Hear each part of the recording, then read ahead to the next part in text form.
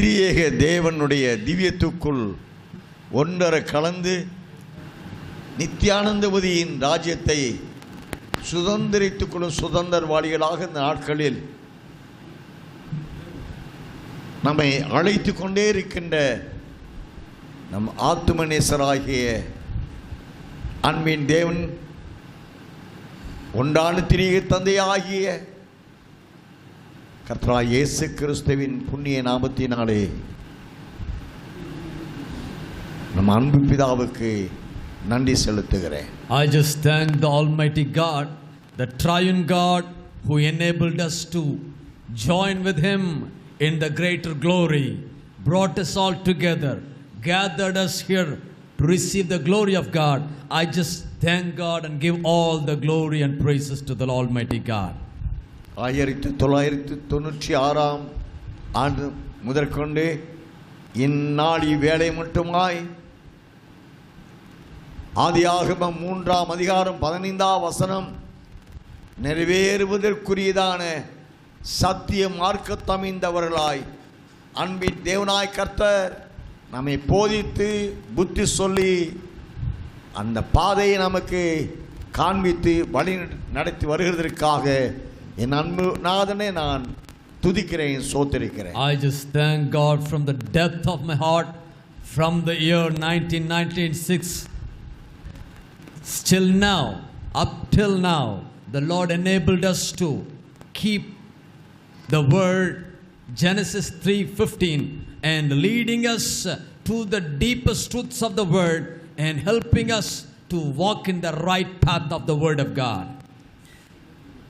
கடந்த சுமார் 28 ஆண்டு காலமாக ஆதியாகமம் 3ஆம் அதிகாரம் 15ஆம் வசனத்தை அதை சார்ந்த தேவ தீர்மானங்கள் என்ற திட்டத்தை நிறைவேற்றி முடிக்கும்படியான பாதையில் அதற்கு தேவ திட்டத்தை சார்ந்த சத்திய வசனங்களை நம்மோடு போதித்து இசைவாய் நம்மை வளர்ப்பித்துக் கொண்டிருக்கிற திருத்துவநாதனை நான் போற்றுகிறேன், துதிக்கிறேன். Once again I give all the glory and praises unto God who reveal all the deeper truths about the last days regarding the text from Genesis chapter 3 verse 15 to complete and fulfill all the necessary recordings, necessary works related to this text, regarding to this truth. The Lord is keep on teaching us, guiding us, revealing us His truth and enabling us to walk in the actual path which the Lord has ordained for us. ஆதாம் ஏவாளை வீழ்த்தின பின்பு அதே ஆதாமுக்கு அளிக்கப்பட்ட திருத்துவ மகத்துவமான மகிமையின் சாயலோடு தான் ஆதாமோடு ஒன்றித்துக் கொண்டு ஆதாம் தன்னோடு ஒன்றித்துக் கொண்ட அதை சாத்தான் இழக்க வைத்து விட்டானே என்ற மிகுந்த ஏக்கம் அன்பின் பிதாவாய தந்தைக்கு உண்டு. The Father God was deeply burdened, sorrowful in his heart, heavy in his heart, that the glory which He gave to the early man and Adam and Eve, because of the sin which he committed, the deception of Satan, he was totally angry with the devil because the glory which he shared with the human being has been casted away. He was burdened heavily in his heart. Somehow he want to give him the glory back to the mankind. அந்த தேவனுடைய திவ்யத்துவத்துக்குள் இருந்த ஆதாம் அதை இழந்து போனான் என்ற நிலையிலும் மறுபடியும் இரண்டாம் ஆதாமின் மூலமாகவும் இரண்டாம் ஆதாமாகிய இயேசு கிறிஸ்துவின் சந்ததியான பரிசுத்த சுதந்திரவாளிகளான மனவாட்டியின் மூலமாகவும் இழந்து போன திருத்துவ தேவனுடைய திவ்யத்துக்குள்ளாய் மனுக்குலம் மறுபடியும் மறைந்து கொண்டு தன்னோடு வாழ வேண்டும் என்று தேவனால் ஏற்படுத்தப்பட்ட திட்டம்தான் யுத்த களம், போர்க்களம். ஜெயக்கொடி ஏற்றி அந்த கொடியை பறக்க விட்டு அவர்களும் தன்னை போன்ற அருணோதயம் உதிக்கிறவர்களாக தகுதிப்படுத்த தெரிந்து கொண்ட திட்டம்தான் ஆதியாகமம் 3:15.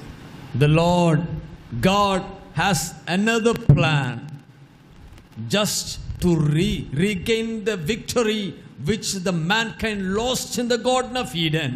The Lord was planned again to give back the glory through the second Adam, the Lord Jesus Christ, enabling and strengthening and equipping the bride, the group and congregation of saints, so that they can receive the glory and victoriously overcome the devil, and raising a banner of victory, claiming the glory of God, taking place of the stand of the place, the glory which the first Adam lost. The humankind have to receive the glory back. That is the plan of God for the bride. இந்த திட்டத்தை அறிவிக்கப்பட்ட அறிந்து கொண்ட பழையேற்பாட்டு கால 40 தீர்க்கதரிசிகளை கொண்டும் பின்பு 41 அப்போஸ்தலர்களை கொண்டு கிருபையின் காலத்திலும் ஆதியாகமம் 3:15 படியான ஒரு போர்க்களம் ஆங்காங்கே ஏற்படுத்தப்பட்டது. ஆனால் அந்த போர்க்களத்தின் முடிவில் அநேகரை சாத்தான் தோற்கடித்தான். 2 பேரும் மாத்திரம் தேவ தீர்மானித்தபடியாய் ஏனோக் எலியா என்ற இருவரும் மாத்திரம் அவனை தோற்கடித்து ஜெயங்கொண்டவராய் சிங்காசனத்தில் அமர அவருக்கு முன்பாக இப்பொழுது அமர்ந்து கொண்டிருக்கிறார். The Lord's plan is to prepare a battleground so that they can overcome the devil in such a way they can achieve the glory which the early man lost. That in that battleground only 2 saints among the 40 saints of the Old Testament, the 41 apostles of the New Testament, the only 2 saints who were called Enoch, and the saint Enoch and the prophet Elijah, both only were not tasted the death in this world, but they received the glory, transformed into the glory, and seated on the throne of God as the Lord wished. இந்த 2 பரிசுத்தவான்களும் தேவனிடத்திலிருந்து தேவனால் அனுப்பப்பட்டவர்களாய், ஒருவர் மனசாட்சியின் காலத்திலிருந்து ஜெயம் பெற்றவராய், மற்றொருவர் நியாயப்பிரமாண காலத்தில் இருந்து ஜெயம் பெற்றவராய், அவர்கள் எங்கிருந்து அனுப்பப்பட்டார்களோ அந்த இடத்திற்கு அவர்கள் சென்றடைந்தார்கள். One saint Enoch lived in the period of conscience, but he received this glory. The another saint called Elijah, who lived in the period of the law. These both men of God received the glory, and they went back to the place where they have been sent once up to unto the earth. 7ஆம் தலைமுறையின் சம்பவங்கள் நோவாவின் சம்பவங்களோடு ஒத்து போகிற அந்த கொடூரமான காலத்திலும் தன்னை நிலைநிறுத்தி நித்தியத்தை சுதந்தரித்துக் கொண்டான் Enoch. On the generation of 7th generation, during the worst wickedness which was happening in the days of Noah, Enoch kept him pure and holded fast his holiness and received that glory. எபிரேயர் 11ஆம் அதிகாரம் 4ஆம் வசனத்தின்படி அவன் 7ஆம் தலைமுறையின் காலத்திலேயே தேவனுக்கு பிரியமானவனாய் வாழ்ந்தாள் என்று தேவனால் சாட்சி கொடுக்கப்பட்டு நித்தியத்தை சுதந்தரித்துக் கொண்டவனானான். According to Hebrews chapter 10 verse 5, by faith Enoch was taken away so that he did not see death, and was not found because God had taken him, for before he was taken he had this testimony and he pleased God. நியாயப்பிரமாண காலத்தில் வாழ்ந்த எலியா 2 ராஜாக்களின் புத்தகம் 2ஆம் அதிகாரத்தில் 1 முதல் 11 வசனங்களுக்கு உட்பட்ட பகுதியில் தேவனோடு சஞ்சரித்துக் கொண்ட வாழ்க்கை.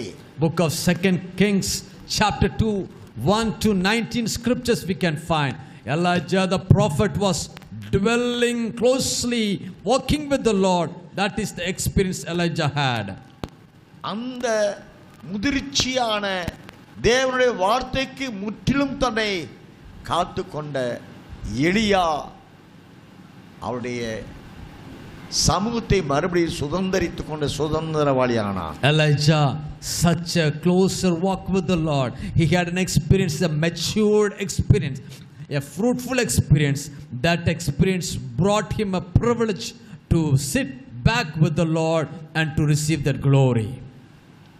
ஆகாப் ராஜாவின் காலத்திலே எலியாவின் தேவனே தேவன் என்று எலியாவுக்காக தன்னை தேவனாக அர்ப்பணித்துக் கொள்ளும்படியான ஒரு வாழ்க்கை எலியா தீர்க்கதரிசி வாழ்ந்து நித்தியத்தை சுதந்தரித்து During the times of the king Haman, this Hagan, this Elijah claimed that the God of Elijah is the true God. Such a bold confession he made, and the Lord confirmed his word through such men of God. Ahab Jezebel இவர்களை கொண்டு எலியாவுக்கு வலுசற்பத்தால் உண்டாக்கின பாடுகளை நாம் அறிந்தவர்களாக இருக்கிறோம். We all know about the sufferings which Elijah faced through King Ahab and Jezebel, and this dragon made such a persecution, troubles to prophet Elijah. ஆனாலும் சாத்தானே ஏசபேலை ஜெயித்தவனாய் தேவனுடைய சிங்காசனத்திற்கு முன்பாக இப்பொழுது வீற்றிருக்கிறார். But Elijah overcame all the troubles which came from the dragon, the serpent, the devil, and he victoriously overcome, destroyed all the evil powers and stood before the throne of God, overcoming. அவர்கள் இருவரும் ஏனோக்கும் எலியாவும் தேவனுடைய சமூகத்திலிருந்து அனுப்பப்பட்டவர்கள். தேவனுடைய சமூகத்தை இப்பொழுது சுதந்தரித்துக் கொண்டார்களே தவிர சிங்காசனத்தில் அவர்கள் இன்னும் அமரவில்லை. Both the saints Enoch and Elijah, they had been sent from the Lord. They had came from the Lord's presence. They lived a life in this world. They overcome the devil. They got the privilege of just standing before the presence of God, but they not get the privilege of sitting in the throne of God. That's the truth about them. சகரியா 4ஆம் அதிகாரம் 13-14 வசனங்களை நான் வாசிக்கிற பொழுது அவர்கள் தேவனுடைய சமூகத்தில் நிற்கிறவர்களாகவே நாம் அறிந்து கொள்ள முடிகிறது. Book of Zechariah chapter 4:13 and 14 we can find these two men of God just standing before the presence of God. அதற்கு அவர், இவைகள் இன்னதென்று உனக்கு தெரியாதா என்றார். ஆண்டவனே, எனக்கு தெரியாது என்றேன். அப்பொழுது அவர், இவைகள் இரண்டும் சர்வலோகத்தின் ஆண்டவராய் இருக்கிறவர்களின் சமூகத்தில் இருக்கிற அபிஷேகம் பெற்றவர்கள் என்றார். இவர்கள் இருவரும் சர்வலோகத்துக்கும் ஆண்டவராயிருக்கிற சமூகத்தில், அவருடைய சிங்காசனத்தில் இல்ல, அவருடைய சமூகத்தில் நிற்கிற அபிஷேகம் பெற்றவர்கள். These are the two anointed ones who stand beside the Lord of the whole earth. They are not standing in the near the throne of God, but only before the presence of God. ஏன் என்று சொன்னால், தேவனுடைய திட்டத்தின்படி ஆதியாகமம் 3:15 படியான முடிவான ஒரு நிகழ்வு என்றால் அவன் தலையை நசுக்க வேண்டும் என்ற ஆதியாகமம் 3:15 படி ஏனோக்கோ எலியாவோ சாத்தானின் தலையை நசுக்க எதிர்த்தார்கள், ஆனால் அவனை ஒழிக்கவில்லை. The reason which for these two saints could not enter to the throne room of God, because God had a plan in his mind. Only the group of saints who will crush the head of the serpent according to Genesis chapter 3:15 only will get the privilege of sitting in the throne of God along with the Lord Jesus. அவர்களுக்கு கொடுக்கப்பட்ட ஆவிக்குரிய ஊழியமான உத்தியோகத்தை ஜெயமாக முடித்தார்கள் என்றாலும் அவர்கள் சாத்தானை அழிக்கும் தேவனுடைய தீர்மானத்தை நிறைவேற்ற அவர்களுக்கு ஊழியம் கொடுக்கப்படாதபடினாலே சிங்காசனத்தில் அமர இயலவில்லை. Even if they successfully completed the purpose which they have been sent for. They overcome the devil. They successfully fulfill all the tasks which they have completed. But even though they couldn't completely destroy the works of the devil and crush the head of the devil according to the promise which is written in Genesis chapter 3:15.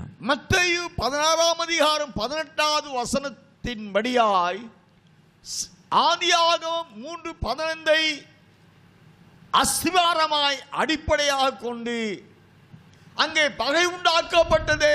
இங்கே அப்போஸ்தலனாய் பேதுருவுக்கும் பாதாளத்தின் அதிபதியாக சாத்தானுக்கும் இங்கே பகை உண்டாக்கப்பட்டது. அந்த பகையின் முடிவு சபை சாத்தானை ஜெயிக்கும் என்று அறிவிக்கப்படுகிறது. According to Matthew chapter 16 verse 18 and Genesis 3:15, there was hatred began between the church, the seed of the women, and the seed of the serpent. Because of the hatred happened, the seed of the women, the church has to crush the head of the devil, serpent, and such the way the victory will be won. தேவ தீர்மானமாவது சபையை கொண்டு பாதாளத்தை வாசலை அடைக்க வேண்டும்.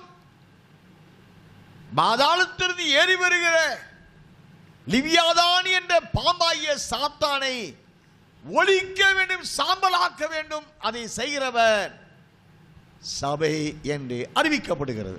Through the church, the Lord has a plan to shut the mouth of the hell and to crush the head of the Leviathan which will be trying to come out of the hell. ஆதியாகமம் 3:15 படி அவர் உன் தலையை நசுக்க வேண்டும் என்ற தீர்மானத்தின்படி இயேசு கிறிஸ்துவாகிய தேவன் அவனை சிலுவையில் ஆணிகளால் அடித்து கொலை செய்தார். According to Genesis chapter 3:15, though the Lord, the seed of the women, will crush the head of the devil serpent, Jesus crucified on the cross of Calvary, and he bruised the heel, the head of the, and crushed the head of the devil on the cross of Calvary.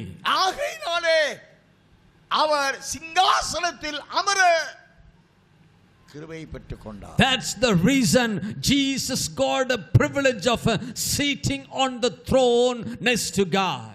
வெளிப்படுத்தல் 3:21 படி நான் ஜெயம் பெற்று சிங்காசனத்தில் அமர்ந்தது போல என்று அறிவிக்கிறார். Revelation chapter 3:21 says, as I overcome came and sat on the throne. எலியாவோ ஏனோக்கோ சாத்தானை அழித்து ஒழித்து சாம்பலாக்கி ஜெயம் பெற்றேன் என்று சொல்ல இயலாத நிலையிலே அருமை இரட்சகர் மாத்திரம் நான் ஜெயம் பெற்றேன், நான் ஜெயித்தேன், அதன் பலன் சிங்காசனம் அவற்றில் அமர்ந்திருக்கிறேன் என்று சொல்லுகிறார். This saints, the Old Testament saints called Enoch and Elijah, they could not claim their victory that I overcame the devil.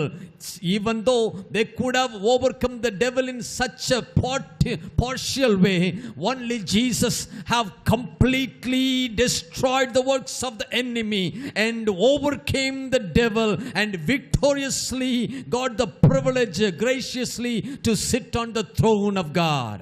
யோவான் சுவிசேஷம் 16ஆம் அதிகாரம் 33வது வசனத்தின்படி நான் உலகத்தை ஜெயித்தேன் என்று சொல்கிறார். According to John, the Gospel, 14th chapter and in 33, we can find, I have overcame the world. 16th chapter, 33 words, I have victoriously overcame the world. நான் உலகத்தை ஜெயித்தேன். I have overcome the world. நீங்களும் ஜெயிக்க வேண்டும். You also need to overcome. அதற்காக திடன் கொள்ள வேண்டும். So be of good cheer. அதற்காக திடன் கொள்ள வேண்டும். So be strengthened, be of good cheer. அதற்காக பலன் கொள்ள வேண்டும். Oh, be strengthened. அப்படி என்றால் திடனும் பலனும் கொண்டாலே அவள் அந்த ஆத்துமா, அந்த பரிசுத்தவான், அந்த சபை அருணோதயம் போன்ற அனுபவத்திற்குள் வர முடியும்.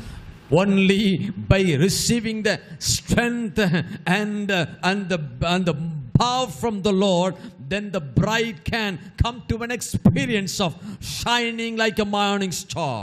ஜெயம் பெற்றவர்கள் கொடியே பறக்க தேவன் சித்தம் கொண்டிருக்கிறார். The Lord is delighted in just those who overcome, their banner will be highly flying. ஜெயம் பெறாதவர்கள் கொடி பிடித்திருந்தாலும் அவர்கள் பறக்க இயலாது. Even the other people who were not overcame, though they may have their flags, but their flags, their banner would not be flying.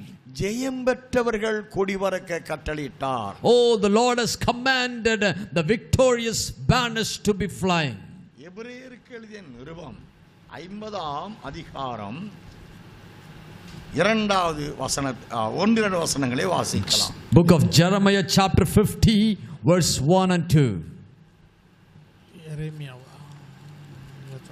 Jeremiah 50:2. Babylon பிடிபட்டது, பேல் வெட்கப்பட்டது, Merodach நொறுங்குண்டது, அதனுடைய சிலைகள் லட்சியடைந்தது, அதனுடைய விக்கிரகங்கள் நொறுங்கி போயின என்று ஜாதிகளுக்குள்ளே அறிவித்து பிரசித்தம் பண்ணுங்கள். இதை மறைக்காமல் கொடியேற்றி விளம்பரம் பண்ணுங்கள். ஜெயித்த மணவாட்டியை தேவன் அழைக்கிறார், கொடியேற்றி விளம்பரம் பண்ணுங்கள். இந்த கொடியேற்றின அனுபவத்தை அதற்கு உன்னை ஆயத்தப்படுத்தின, பலப்படுத்தின, திடப்படுத்தின, பலப்படுத்தின அந்த சத்தியங்களை, அந்த சுவிசேஷங்களை விளம்பரப்படுத்துங்கள் என்று சொல்கிறார். God is inviting the bride who successfully overcame and asking and commanding all the people that declare among the nations, proclaim and set up a banner and raise up a banner. That's the Lord gave the command, because that bride received the power and strength to overcome the devil. அந்த சத்தியங்களையே சாத்தானை வீழ்த்தி அவனை அக்கினி கடலில் இட்டு சாம்பலாக்கக்கூடிய அந்த செய்தியை, 4 சுவிசேஷங்களை மறைக்காமல் ஆவிக்குரிய மண்டலத்துக்கு அறிவிக்க கட்டளை கொடுக்கிறார். The Lord is commanding to proclaim the complete truth to the spiritual world, to receive the might, spiritual strength, to receive the spiritual power, so that the bride of the Lord can overcome the devil, destroy the devil and take the throne. The Lord is revealing the 4 gospels without concealing, revealing unto us in the last days. அப்படி மறைக்காமல் அறிவித்து சாத்தானை வெளிப்படுத்தல் 12ஆம் அதிகாரம் 7 முதல் 9 வசனங்களில் நடந்த யுத்தத்திலே சாத்தானை பூமியில் விழ தள்ளின மணவாட்டியானவள், பரிசுத்த புதிய எருசலேம் மணவாட்டியானவளுடைய கொடி பறக்க தேவன் அனுமதித்து வெளிப்படுத்தல் 12ஆம் அதிகாரம் 14ஆம் வசனத்தைப்படி அவளுடைய கொடி பறந்த ஆசாளுக்கு போனாள். Oh, according to Revelation 12 verses 7 to 9, the Lord gave the strength to the group of saints called the bride, and enabled her to destroy the devil and fight with the devil and kill the devil and overcome the devil dragon, and helped, according to verse number 14, through that flag, through that the banner, she could able to fly through the wilderness. எரேமியா 50ஆம் அதிகாரம் 10ஆம் வசனத்தினுடைய நாம் தியானம் செய்தபடி கல்தேயாவை கொள்ளையாகும் அந்த கொள்ளையாக்கப்பட கொண்ட தேவ சித்தம் யார் மூலமாக நிறைவேற்றப்படுகிறதோ அவர்கள் பரிபூர்ணமடைவார்கள். பூர்ணம் அல்ல, பரிபூர்ணமடைவார்கள் என்று அறிவிக்கப்படுகிறது. According to Jeremiah chapter 50 verse 10, and Chaldea shall become plunderer, and all who plunder her shall be satisfied, says the Lord.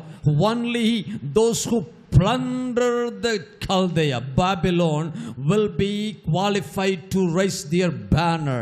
So the plundering people will be made perfect, not just perfect, they will be completely perfect in the sight of the Lord.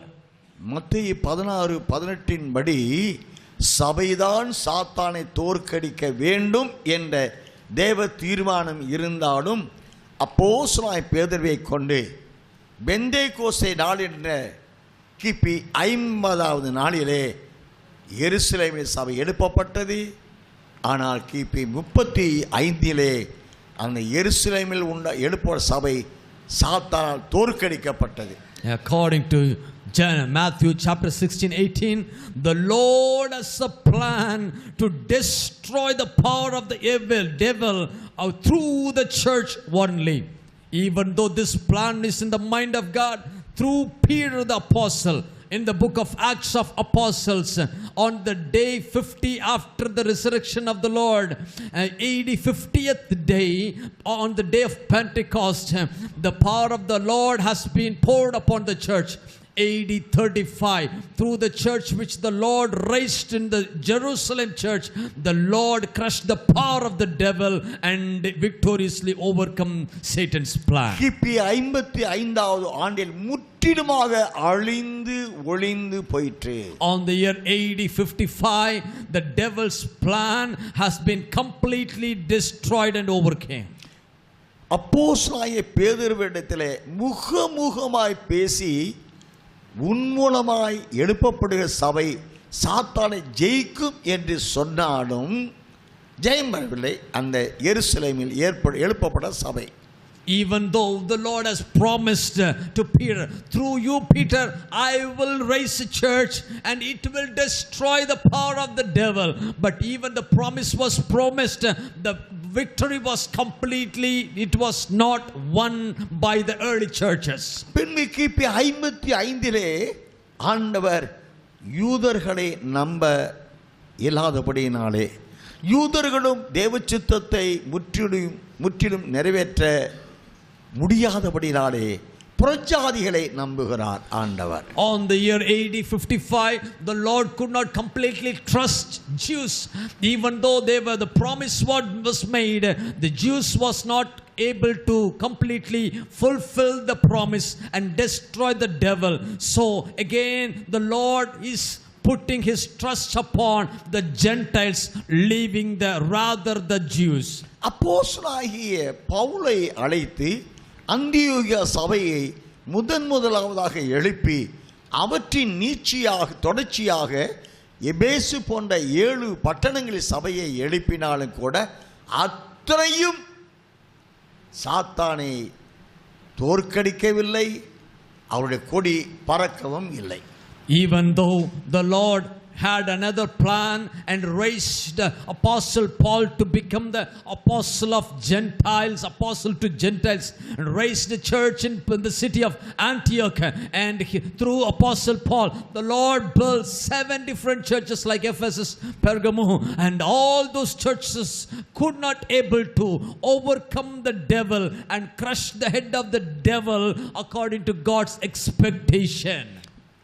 அந்த வேலையை செய்து முடிக்க அருமை இரட்சகர் சொல்கிறார், பயப்படாதே சிறு மந்தையே, கர்த்தர் உனக்கு ராஜ்யத்தை கொடுப்பார் என்று சூசகமாக சொல்லுகிறார். To complete this task, the Lord is telling, oh, fear not my little flock.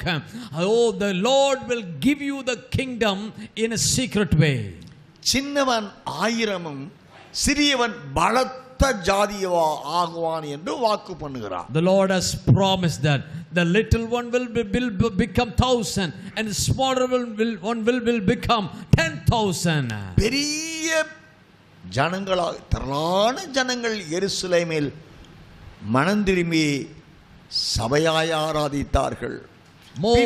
பின்பு அந்தியோகியா பட்டணத்திலே புறஜாதிகளிலிருந்து மீட்கப்பட்டு திரளான ஜனங்கள் பட்டணந்தோறும் இந்த சத்தியத்தை கேட்டு சபையில் எழுப்பப்பட்டாலும் அவர்கள் அனைவராலும் சாத்தான் தோற்கடிக்கப்படவில்லை. Even though multitudes, lakhs of thousands of people gathered in the church at Jerusalem, and also in the Gentile churches, many churches have been built. thousands of believers have been gathered different places and worship the Lord. All this, both the churches could not destroy the power of the devil as the Lord expected in the last days. ஆனால் தேவ திட்டம் ஒன்று தேவன் முடிவு காலத்துக்கென்று வைத்து வைத்திருக்கிறார். But the Lord had a plan in his mind for the last days. Isaiah 47 அதிகாரம் 10 வசனத்தின்படி என் மகிமைக்கென்று சிருஷ்டித்து உருவாக்கி என் நாமம் தரிக்கப்பட்ட என் ஜனங்களை கூட்டி சேர் கொண்டு வா. எரேமியா 3 அதிகாரம் 14 வசனத்தின்படி ஊரில் ஒருவனும் வம்சத்துக்கு இருவருமாய் அந்நாளிலே நான் கூட்டி சேர்த்து அவர்களை சீயோனுக்கு அழைத்து செல்வேன் என்று சொல்லுகிறார். வாசிக்கலாம். எரேமியா 3:14. Jeremiah 3:14.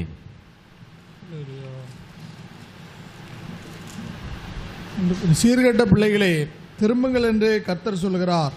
நான் உங்கள் நாயகர், நான் உங்களை ஊரில் ஒருவனும் வம்சத்தில் 2 பேருமாக தெரிந்து உங்களை சீயோனுக்கு அழைத்து கொண்டு வந்து உங்களுக்கு என் இருதயத்துக்கு ஏற்ற மெய்ப்பர்களை கொடுப்பேன். அவர்கள் உங்களை அறிவோடும் புத்தியோடும் மெய்ப்பார்கள்.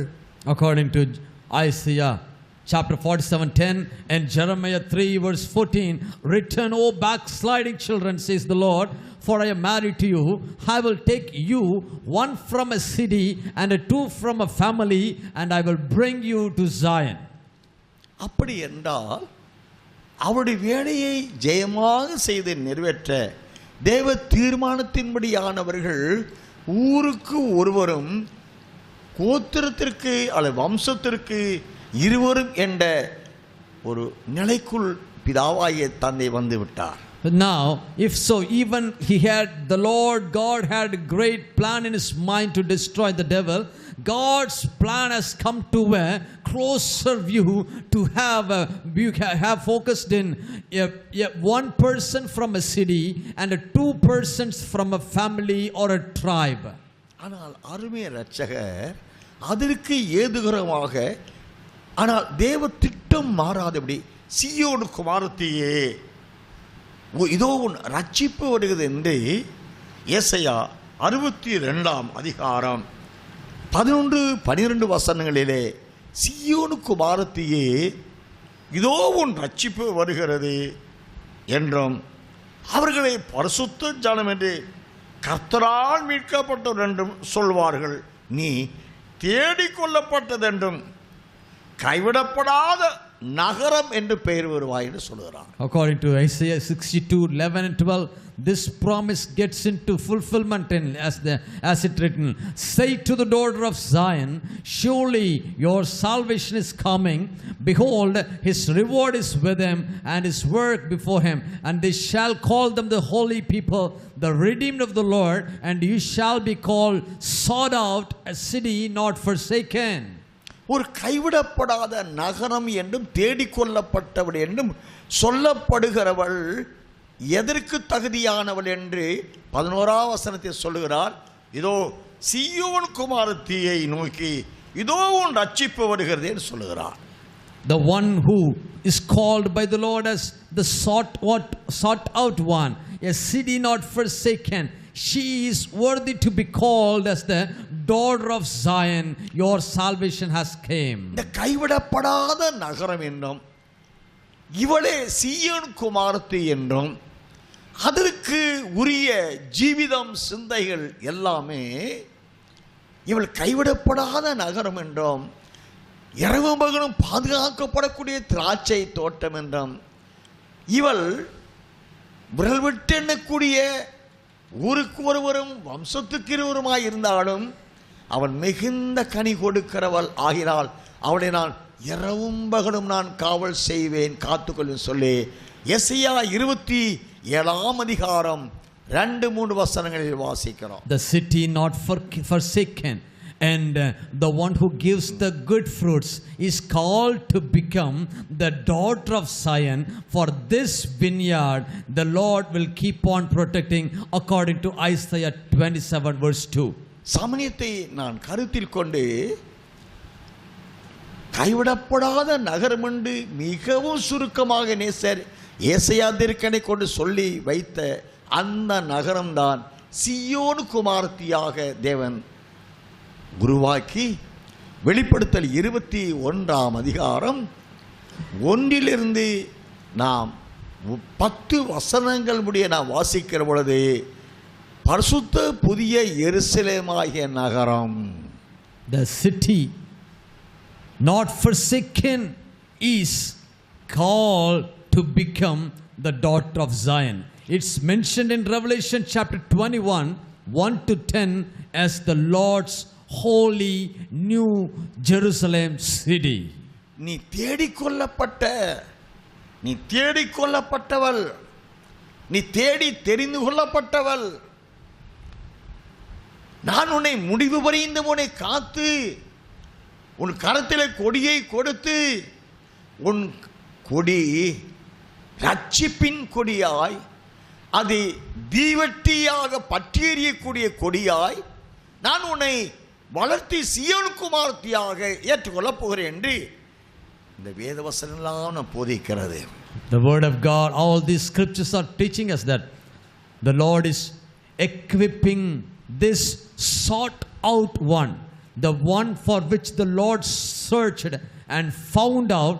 That group of people the Lord is strengthening, equipping her to bring forth much fruits and to become the daughter of Zion and to bring them into the holy Jerusalem city and give them a banner to fly victoriously, overcoming the devil. வெளிப்படுத்தல் 21ஆம் அதிகாரத்திலே 2ஆம் வசனத்தில் அவள் தன் புருஷனுக்காக அலங்கரிக்கப்பட்ட மணவாட்டியை போடு இறங்கியவரை கண்டேன் என்று திவ்ய வாசனாய் யோவான் சொல்லுகிறார். Apostle John is writing in Revelation 21:1, then as John saw the holy city, New Jerusalem, coming down out of heaven from God, prepared as a bride adorned for her husband. அவளை பாதுகாத்து சீயோன் குமாரத்தியாக அவளை தகுதி அடைய வைக்க மனுஷர் மத்தியிலே அவளை அனுப்பினது மட்டுமல்ல, அவள் நடுவே இவரும் வந்து தங்குகிறார். வெளிப்படை 21:3 நான் அவர்கள் மத்தியிலே என் வாசஸ்தலமாக அவளை நான் ஏற்படுத்தி இருக்கிறேன். நான் அவள் நடுவே உலாவுகிறேன். நான் அவளுடைய தேவன், அவள் என்னுடைய குமாரர்கள். நான் அவளோடு கூட இருந்து அவளை காத்து தப்பு பண்ணி இரவம்பகனும் அவளுக்காக நான் வேண்டுதல் செய்து அவள் மிகுந்த கனி கொடுக்க வேண்டும். நான் அவளை காவல் காத்து கொண்டிருக்கிறேன் என்ற சத்தியம் வெளிப்படுத்தல் 21ஆம் அதிகாரம் 3வது வசனம், ஏசாயா 27ஆம் அதிகாரம் 3வது வசனத்தை வாசிக்கலாம். Revelation 21:3 and Isaiah 27:3. மேலும் பரலோகத்திலிருந்து உண்டான ஒரு பெருஞ்சத்தத்தை கேட்டேன். அது இதோ, மனுஷர்களிடத்திலே தேவனுடைய வாசஸ்தலம் இருக்கிறது, அவர்களிடத்திலே அவர் வாசமாயிருப்பார், அவர்களும் அவருடைய ஜனங்களாயிருப்பார்கள், தேவன் தாமே அவர்களோட கூட இருந்து அவர்களுடைய தேவனாயிருப்பார். 27 கர்த்தராகிய நான் அதை காப்பாற்றி அடிக்கடி அதற்கு தண்ணீர் பாய்ச்சி ஒருவரும் அதை சேதப்படுத்தாதபடிக்கு அதை இரவும் பகலும் காத்துக்கொள்வேன். ஒருவரும் அதை சேதப்படுத்தாதபடி காணி வழி எழும்பக்கூடிய காலம், முடிவான காலம். இவர்கள் பரிசுத்தவான்கள் என்று தேவனால் அங்கீகரிக்கப்பட்ட இவர்கள் ஆனபடியால் சாத்தான் இவர்களோடு போராடுகிறார், யுத்தம் செய்கிறார், இவர்களில் சிலரை கொலை செய்கிறான். தானியேல் 7ஆம் அதிகாரம் 25 முதல் 27 வசனங்களை வாசித்தால் அங்கே இவன் உன்னதமான பரிசுத்தவான்களை தூசிக்கிறான். அவர்களுக்கென்று கொடுக்கப்பட்ட வெளிப்படுத்தும் விசேஷத்தை சார்ந்த அவனை சாம்பலாக்குவதற்குரிய திட்டங்களை சார்ந்த வசனங்களை அவன் குழப்புகிறான், உபதேசங்களை மாற்றுகிறான். ஆனாலும் உன்னதமான பரிசுத்தவான்கள் அவனை ஜெயித்து தானியேல் 7ஆம் அதிகாரம் 27ஆம் வசனத்தை வானத்தின் கீழ் எங்கும் உள்ள பூமியில சகல ராஜ்யங்கள் ராஜரீகமும் ஆளுகையும் உன்னதமான பரிசுத்தவான்களாகிய இந்த மனவாட்டியானவளுக்கு, ஏனென்றால் இவள் தேவமகிவனது ஆட்டுக்குட்டியான மனைவியாகிவிட்ட வெளிப்படுத்தி 21 அதிகாரம் 9-10 வசனத்தபடி சீயோனு குமாரத்தி ஆகிவிட்டபடியினாலே தேவன் அவளை இந்த நிலைக்கு வளர்க்க அவள் நடுவே, அந்த பரிசுத்த புதிய மனவாட்டியாய் நகரத்தின் நடுவே அவர் உலாவுகிறார், அவர்களை வளர்க்கிறார், அவளோடு ஒன்றித்து கொண்ட வாழ்க்கை வாழுகிறார். அன்பு பிதாவாய் இயேசப்பா. The Lord is searching for a group of saints and searching and founding them. The Lord is keep on making them to grow, feeding them with the word of God, giving them the living waters, protecting them from all the evil. According to Daniel chapter 7:25-27, the devil, the evil person, the wicked person will come against them, because he will be always speak the words of pompous words, the dirty words to divert them from the real truth. He always trying to persecute the saints and even kill some of them, and such a harm is waiting for them. So the Lord himself will be among the holy New Jerusalem bride, and he himself will be dwelling. The Lord himself will protect them and make her to become the daughter of Zion, and to make her as his own wife, as the Lamb of God's bride. தேவ திட்டத்தின்படியாய் அவள் தேவனுடைய மகிமையின் மாட்சிமை அணிந்து கொண்ட மனவாட்டியானவருடைய தகுதியை அடைய விடாதபடி சாத்தான் அவளை கர்ப்ப வேதனைப்பட்டு அலற வைத்தாலும் கூட அவள்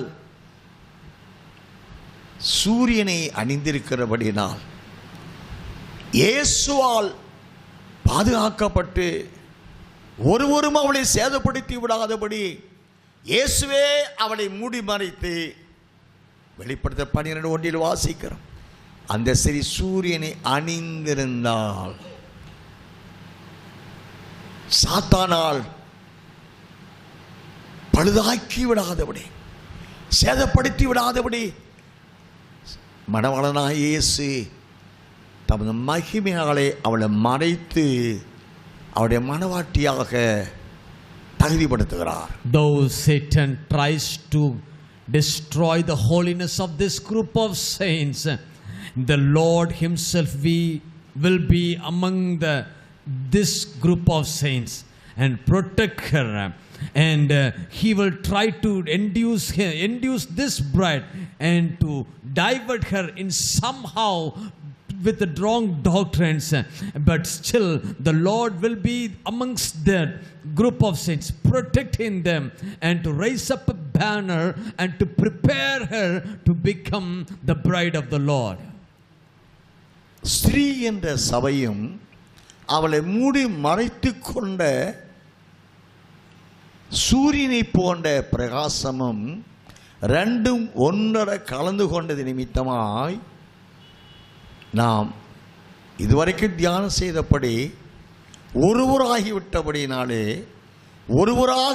ஒருவராக்கப்பட போகிறபடினாலே, வெளிப்படுத்த 12 அதிகாரம் 1 முதல் 11 வசனங்களில் நடந்த யுத்தத்திலே சாத்தான் தோற்கடிக்கப்பட்டான். According to Revelation 12:1-11, the Lord's protection is revealed in this way. The protection of the Lord for this group of saints is that because the devil's attack is so hard, the women, when she gave birth, the pain which she will suffer is like a labor pain, and so that the Lord himself will be upon her as the sun covers the women. The Lord himself will be covering her, surrounding her with the glory of the Lord. Such a divine protection will be given to this group of saints, so that she will be equipped as the daughter of Zion and receive such a glorious victory, and she will be seated in the throne of the Lord. ஆதியாகமம் 3:15 உனக்கும் ஸ்திரீக்கும் பகை உண்டாக்குவேன், உன் வித்துக்கும் அவள் வித்துக்கும் பகை உண்டாக்குவேன். அடுத்த நிலை நீ அவள் குதிங்காலை நசுக்குவாய், அவர் உன் தலையை நசுக்குவார். According to Genesis chapter 3 verse 15, you will bruise the heel of him and he will bruise your head. The victory the bride is going to get is the Lord himself will be protecting this group of saints, and he will be victoriously seated on the throne. The bride also will be joining with her. In this way, the Lord's protection will be upon this group of saints, and they will successfully overcome the devil seated on the throne. அந்த வசனத்தை பார்க்கும் பொழுது, நீ அவர் குதிங்காலை நசுக்குவாய், அவர் உன் தலையை நசுக்குவார் என்று சொல்லப்படுகிறது. He shall bruise your head and you shall bruise his heel. அப்படி என்றால் யோவான் 15ஆம் அதிகாரத்தில், நான் திராட்சை செடி, நீங்கள் கொடிகளாயிருக்கிறீர்கள், என்னில் நிலைத்திருந்தால் மிகுந்த கனியில் கொடுத்திருப்பீர்கள். அதே போல 1 கொரிந்தியரிலே அப்போஸ்தலன் பவுல் சொல்லுகிறார், காட்டு ஒலிவ மரங்களாகிய நீங்கள் சுவாபத்தின்படியான ஒலிவு மரத்தோடு நீங்கள் ஒட்ட வைக்கப்பட்டபடியால் நீங்கள் கனி கொடுக்கு சிலாக்கியத்தை பெற்றீர்கள். உங்களால் தனிமையாய் ஒன்றும் செய்யக்கூடாது. இப்படி ஆண்டு சொல்லுகிறபடியினால் இந்த மணவாட்டியானவளை கொண்டு சாத்தான் அழிக்கப்பட வேண்டும் என்ற தெய்வ தீர்மானம், ஏவாளின் சந்ததியில் இருந்து மீட்கப்படுகிற பரிசுத்தவான்கள் என்ற கூட்டத்தை மீட்டு வளர்ப்பித்து ஒரு சிறு கூட்டமாய் அவர்களுடைய ரட்சிப்பை பூர்ணப்படுத்தி அவர்களோடு இவர் ஒன்றித்து கொண்டு, ஏனென்றால் ஆதியாகமம் 3:15 பகை அங்குண்டாகும், உனக்கு சிறைக்கும் உனக்கு அவளுக்கு பகை, ஆனால் நீ அவர் குதிங்காலை நசுக்குவாய், அவர் உன் தலை நசுக்குவார். அப்போது சிறியாய சபை தனியாக இருந்து ஒன்று அவனை தோற்கடிக்க முடியாதுங்க. ஆகையினாலேயே மகிமையின் தேவன் மணவாட்டியை மறைத்து கொள்கிறார் தமது மகிமையினாலே. இப்பொழுது மகிமையின் தேவனும் அந்த மணவாளனும் மணவாட்டியோடு ஒன்றித்து கொண்ட அந்த நிலையிலே அங்கே வெளிப்பட்டு 12:2 கர்ப்பவதை உண்டானாலும் அவள் 4ஆம் வசனத்திலே ஆண் குழந்தை என்ற ஜெயத்தை பெற்று விடுகிறார். According to John chapter 15 verse 1 and 2, Jesus said, I am the true vine and you are the branches. Even in the book of Romans chapter 9 and 10, you can find the Lord has united us with him as branches. As we remain, we will be bearing much fruits. By bearing the much fruits, we can please God. God's plan to claim the victory is through the generation of and the seed of the woman Eve. He will protect a smaller group of people who will be protecting themselves wholly, and through this small group God wants to overcome the devil. So she herself cannot be able to overcome the devil.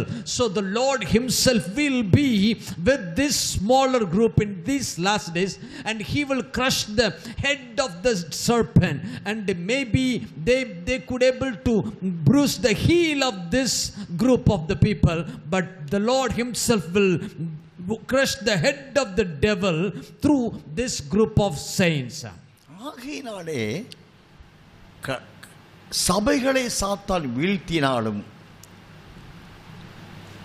சாத்தான் சபையில் தோற்கடிக்கப்பட்டாலும், சாத்தானை ஜெயிக்கும்படியாக ஒரு நகரமான பரிசுத்த புதிய எருசலேம் என்ற பெயரை அந்த நகரத்துக்கு சூட்டி அவளையே மகிமைப்படுத்தி ஆட்டுக்குட்டியான மணவாட்டியாக அவள் தேவனுடைய மகிமை அணிந்தபடியாக ஆட்டுக்குட்டியான மனைவியான தகுதி அணிந்து கொள்கிறாள். ஆக ஆட்டுக்குட்டியானுடைய மகிமை அவள் அணிந்தபடினால தான் அவருடைய மணவாட்டி என்ற நிலையை அவள் பெற்றுக்கொள்கிறாள். வெளிப்படுத்தல் 21ஆம் அதிகாரம் 9-10 வசனங்கள். Revelation 21, 9 and 10. பின்பு கடைசியான 7 வாதைகளால் நிறைந்த 7 கலசங்களையுடைய அந்த 7 தூதரில் ஒருவன் என்னிடத்தில் வந்து, நீ இங்கே வா, ஆட்டுக்குட்டியானவருடைய மனைவியாகிய மணவாட்டியை உனக்கு காண்பிக்கிறேன் என்று சொல்லி பெரிதும் உயரமான ஒரு பர்வதத்தின் மேலே என்னை ஆவியில் கொண்டு போய் தேவனுடைய மகிமை அடைந்த எருசலேம் ஆகிய பரிசுத்த நகரம் பரலோகத்தை விட்டு தேவனிடத்திலிருந்து இறங்கி வருகிறதை எனக்கு காண்பித்தான். அப்படி என்றால் தேவனுடைய சமூகத்தில் இன்றைய நாட்களில் எவ்வளோ பெரிய ஆவிக்குரிய பரிசுத்தவான்கள்லாம் இருந்தார்கள். எவ்வளோ பெரிய தியாகிகள், மிஷனரிகள் எல்லாம் வாழ்ந்தார்கள், வாழ்ந்து கொண்டும் இருக்கிறார்கள். ஊழியம் செய்தார்கள், ஊழியம் செய்து கொண்டும் இருக்கிறார்கள். ஆனால் அவர்களை ஏன் தேவன் மனவாட்டியாக சத்தியத்தை அவர் கொடுக்கல என்றால், இந்த சத்தியத்தை குறித்த அறிவிப்பு அவர்களுக்கு கிடைக்கப்பட வேண்டும் என்பதை தேவன் விரும்பவில்லை. நான் கடந்த புதன்கிழமை தேவசமூகத்தில் இங்கே கான்ஃபரன்ஸ் இருந்த பொழுது சில காரியங்கள் ஆண்டவரை, அன்றைக்கு நீங்கள் அப்படி சொன்னீங்க, இன்றைக்கு அவனுடைய முழு வழக்கத்தை கொடுக்கிறீங்களேன்னு கேட்டபோது, அன்று நீ பால் குடிக்கிற குழந்தையாக இருந்தாய், இப்பொழுதோ பலமுள்ள ஆகாரத்தை புசிக்கிற புருஷனானாய் என்று சொன்னான். அப்படின்னா குழந்தை பிராயம் ஆனால் குழந்தையாக இருக்க தெரிந்துகொள்ளப்பட்டவளுக்கு இந்த பலமான ஆகாரம் கொடுக்க தேவனே விரும்புகிறதில்லை. Even there were many churches, organizations rose up in this world for the glory of God. The Lord has not desired to give this end time secret truths to them as a key, so that the Lord covers a group of people as his bride. He chosen them and protect them from all the evil attacks and the evil doctrines. Cover them with the glory of God, preparing them to be the bride of the Lamb of the Lord Jesus. In the last day conference, in the last Wednesday also, the Lord was asking me to give these such deeper truths. I was praying to the Lord, Lord, why are you giving such more deeper truths? The Lord spoke with me. The last time people were only able to drink the milk, but I want to give them the strongest food. The people, the churches around the world, spiritual world, they are only able to drink the milk. They are in this much stage, maturity. They are not able to eat the hard food, the strong food. So the Lord is not delighted to give this secret truths to the other churches. This truth has been given unto the bride church. புருஷனாயிருங்கள், திடன் கொள்ளுங்கள் என்று தேவன் அழைப்பு கொடுக்கிறார். The Lord is giving a call. Be of good cheer, be the men and be strengthened. புருஷர்களே யுத்த காலத்தில் கேடயத்தையும் வாளையும் பிடித்து நிற்க தகுதி உள்ளவர்கள். Only the men, only the strong men can become the warriors, holding the sword within their hand, ready to fight in the battle. போர்க்களத்தில் வெற்றி அடைவதற்குரிய சகல விதமான போர் பயிற்சிகளை புருஷர்களுக்கு கொடுப்பார்களே தவிர பாலகர்களுக்கு கொடுப்பது இல்லை. Only the battle, in the battlefield, all the battle weapons could be given to the mature warriors. They would not be given to the children. சபையை கற்புள்ள கன்னிகை என்றும் மகிமையுள்ள சபையாக தனக்கு நிறுத்திக் கொள்வதாகவும் இவ்விதமாக பூர்ண ரூபவதி என்றும் என் மனவாட்டி என்றும் சபையை பற்றி சொல்லியிருந்தாலும் இந்த உன்னத பாட்டி புஸ்தகமோ இந்த நிருபங்களோ சுவிசேஷங்களோ அன்றே 1ஆம் நூற்றாண்டு எழுதப்பட்டு, ஆனால் கிபி 4ஆம் நூற்றாண்டு காலத்திலே முற்றிலுமாக அது வெளியரங்கமாக்கப்பட்டது என்பதை அறிவோம். We all know that even in the AD it was revealed, but in the 84 that this has been completely revealed, that the Lord's plan has been revealed through the ages to fulfill God's plan. அப்படி என்றால் அந்நாட்களில் வாழ்ந்த பெரிய பரிசுத்தவான்கள், ரத்த சாட்சியாய் நேசருக்கென்று அர்ப்பணித்துக் கொண்ட பரிசுத்தவான் புருஷராய் இருக்கவில்லையா? Even the martyrs who gave their life to the Lord with the sacrifice, they were of such boldness, gave their life to the Lord, where they were not the mature bold people for the Lord. அவர்களை கொண்டு தேவன் இந்த முடிவான காலத்தில் செய்து நிறைவேற்ற கொண்டு சித்தம் செய்ய அவர்கள் புருஷர்களாக ஆண்களாக பரிசுத்தர்களாக அப்போஸ்தலர்களாக இருந்தாலும் தேவன் எதிர்பார்க்க புருஷத்துவம் இடத்துல இல்லை. Even though they had such a boldness to face the persecution, face the trial, even they were ready to give their life to the Lord, shed their blood, that boldness was not worthy enough. It was not sufficient to be the matured, bold, strengthened warriors to face the last days, to meet the last days and to overcome the devil. இது அவர்களை சார்ந்தது அல்ல, தேவ சித்தத்தை சார்ந்ததாக இருக்கிறபடியால் அவர்களுக்கு அதை மறைத்து மனவாட்டியானவளுக்கு வெளியரங்கமாக்கி போர்க்களத்தில் நிற்கிற புருஷத்துவத்தை உடைய யுத்த சன்னத்தராக்குகிறார். It's not the plan of it's not the plan of God to give them such a privilege. God has another thing in his mind. God wants to prepare the bride so that she will be equipped and go to the battlefield filled with armor of the spirit, spiritual armor, and wearing the spiritual armor, overcome the devil, defeat the enemy and receive the glory. Such a gracious throne has been waiting for her. சாத்தானை ஜெயிக்க தெரிந்து கொள்ளப்பட்ட இந்த நகரவாசிகளான மனவாட்டியானவளை அவர் தனிமையாக விட்டுவிடுவதில்லை. அவளோடு ஒன்றித்து கொண்டு தன் மகிமையினாலே அவருடைய ஆவியாத்ம சரீரத்தை நலிவுபடுத்தி, தோற்றத்தில் சபை ஸ்திரீ, அவளுக்குள் சபை ஸ்திரீ, ஆனால் அவளுடைய தோற்றமோ வெளியரங்கமான நிலையிலே சூரியனை அணிந்திருக்கிறவளாய் இருக்கிறாள். Amen. So actually the Lord covers this bride with his glory, prepares her for the battle to overcome the devil, and in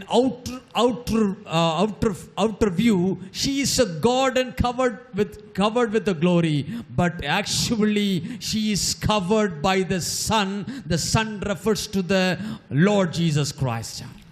ஸ்திரீயும் சந்திரனும் செப்பரேட் பாடியாக இருந்தாலும் வெற்றி பெற வேண்டும் என்று ஸ்திரீயும் சந்திரனும் ஒன்றரை கலந்து ஜெயம் பெற்றவளாகிறாள் என்று வேதம் சொல்லுகிறது. Word of God reveals, even though women and moon is different characters, to receive the victory, this women and the moon is connected with each other to protect this group of saints, this garden, this people of the Lord.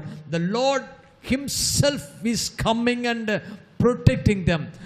He never allows this bride to be alone. He himself, the Lord of hosts himself, dwell among this group of saints. He himself fight with the enemy and protect the enemy and help her to overcome the devil. உன்னத பாட்டு 6:10 படி அவள் சந்திரனை போல இருந்தாலும் சூரியனை போல இருந்தாலும் அவள் கொடி பறந்தது நிமித்தமாய், அவள் படையாக எழுப்பி பறந்தது நிமித்தமாகவே அவள் அருணோதயம் என்ற நிலைக்குள்ளாகிறாள். According to book of Song of Solomon, chapter 6 verse 10, who is she who looks forth as the morning, fair as the moon, clear as the sun, awesome as an army with banners. அருணோதயம் போன்ற இவள் யார் என்று தேவன் நம்மிடத்தை கேள்வி கேட்கிறார். Oh, the Lord is asking, who is she who looks like a morning star? நீ மணவாளனாகிய இயேசு கிறிஸ்துவாய் நீதியின் சூரியனை தரித்துக் கொண்டு அவருடைய ஆவிக்குரிய உள்ளான பூர்ண மனுஷனாக அவருக்குள் ஒன்றரை கலந்து கொண்டு படையாக மாறி உன்னை குறித்த தேவ திட்டமாகிய சாத்தானை தோற்கடித்து உன் கொடி பறக்கிற கொடியாகும் நிலையிலேயே அருணோதயமாக தேவன் உன்னை ஏற்றுக்கொள்கிறார். Oh, the plan of God about you, bride of the Lamb. The Lord, as you receive the Lord as your own personal Savior, you are accepting the Son upon your head, and you become perfect with the holiness of the Lord as you receive God's word. You become prepared and protected by the Lord, and the Lord will give you a banner to raise, and as a smaller group you will be, and the Lord will add as many people as He can, and you will become an army, and you will raise up your banner strong, and you will defeat the enemy, and such a way when you rise up you will be look as an early morning star. அருணோதயம் என்றால் மணவாட்டி என்று நாம் அறிந்து கொள்கிறோம். The early morning star refers to the bride. தேவனுடைய சூரியன் சந்திரனுக்குள் இவள் ஒன்றித்த நிலையிலேயே அங்கு யுத்தம், ஒன்றித்த நிலையிலேயே போர்க்களம், ஒன்றித்த நிலையிலேயே எதிர்முதிருமான சாத்தானுக்கு இவளுக்கும் உண்டான எதிர்முதிருமான நிலை. இந்த நிலையிலேயே இப்பொழுது அருணோதயமாக இருந்து சூரியனை அணிந்து கொண்ட நிலையில் இருந்து இவள் வெளிப்படுத்தல் 12:7 யுத்தத்தில் பங்கு பெறுகிறாள், படையாய் மாறுகிறாள். This bride never faces the battle in the battlefield alone. She always hide herself under the Son Jesus Christ, the rising sun. Also he is joined with the moon, the presence of God. Such a way he rises as an army. He faces the battle in the battlefield in the book of Revelation chapter 12 verse number 7. அது நிமித்தமாகவே இவள் மணவாட்டியாய் தேவ மகிமை அடைந்த மணவாட்டியானவளாய் அருளப்பட்ட தேவ மகிமையை இவள் காத்து அந்த மகிமையோடு ஒன்றரை கலந்து சாத்தானை தோற்கடித்தபடியினால் இவள் மணவாட்டியாக ஏற்றுக்கொள்ளப்படுகிறாள். This bride receives another privilege of becoming the bride by gathering together as an army, raising up as his banner, and covered with the glory, enter into the battlefield, defeats the enemy with the power of God, and she receives the glorious privilege of getting the privilege of calling by the Lord as his own bride. அன்றும் இன்றும் என்றும் இருக்கிற சபைகளில் தேவன் ஒன்றரை கலந்து கொள்ள அவர்கள் இடம் கொடுக்கிறது இல்லை. On those days, even on the days of the past, even the present, and even in the days to come, many other churches don't give the space so that the Lord will take his place in the churches. தங்களை மணவாட்டியாக தகுதியை தாங்கள் அடைந்து கொள்ள சந்திரனும் சூரியனுமாகிய இயேசு கிறிஸ்துவை அவர்கள் ஏற்றுக்கொள்ள மனமில்லாதபடியினால் உலகமாக அந்த சபையில் இருக்கிறபடியினால் அருணோதயம் என்ற மணவாட்டி என்ற தகுதியை அடையாமலே போகிறார். The churches today were not pleased to give their heart, give the place to the sun, the sun and moon, which refers to the Lord Jesus Christ, so that they could not receive the glory of the Lord, so that they could not have the privilege of becoming the bride of the Lord, because the worldly things are inside them, and so that they could not be called as the early morning star, the bride of the Lamb. சாத்தானை தோற்கடித்து மணவாட்டியான ஒரு மகிமையை அணிந்து வெற்றி கொண்ட நித்தியவாசியானவளாய் தகுதி அடைய வேண்டுமென்றால் இந்த சபைகள் தேவனை, அவருடைய சாயலை, அவருடைய ஜீவனை, அவருடைய மகிமையை அணிந்து கொண்ட ஒரு புதிதாக்கப்பட்ட நிலைக்குள் புதிய மனுஷனாய் மகிமையினால் மறைக்கப்பட்ட சபையாய் இது ஊழியம் செய்ய வேண்டும், தேவனை ஆராதிக்க வேண்டும், தேவனை சந்திக்க அந்நியலிருந்து ஆயத்தமாக வேண்டும். If the present day churches needs to become to call by the Lord as his own bride, the churches today needs to receive the glory of God and protect themselves as holy people and defeats the enemy, victoriously overcome the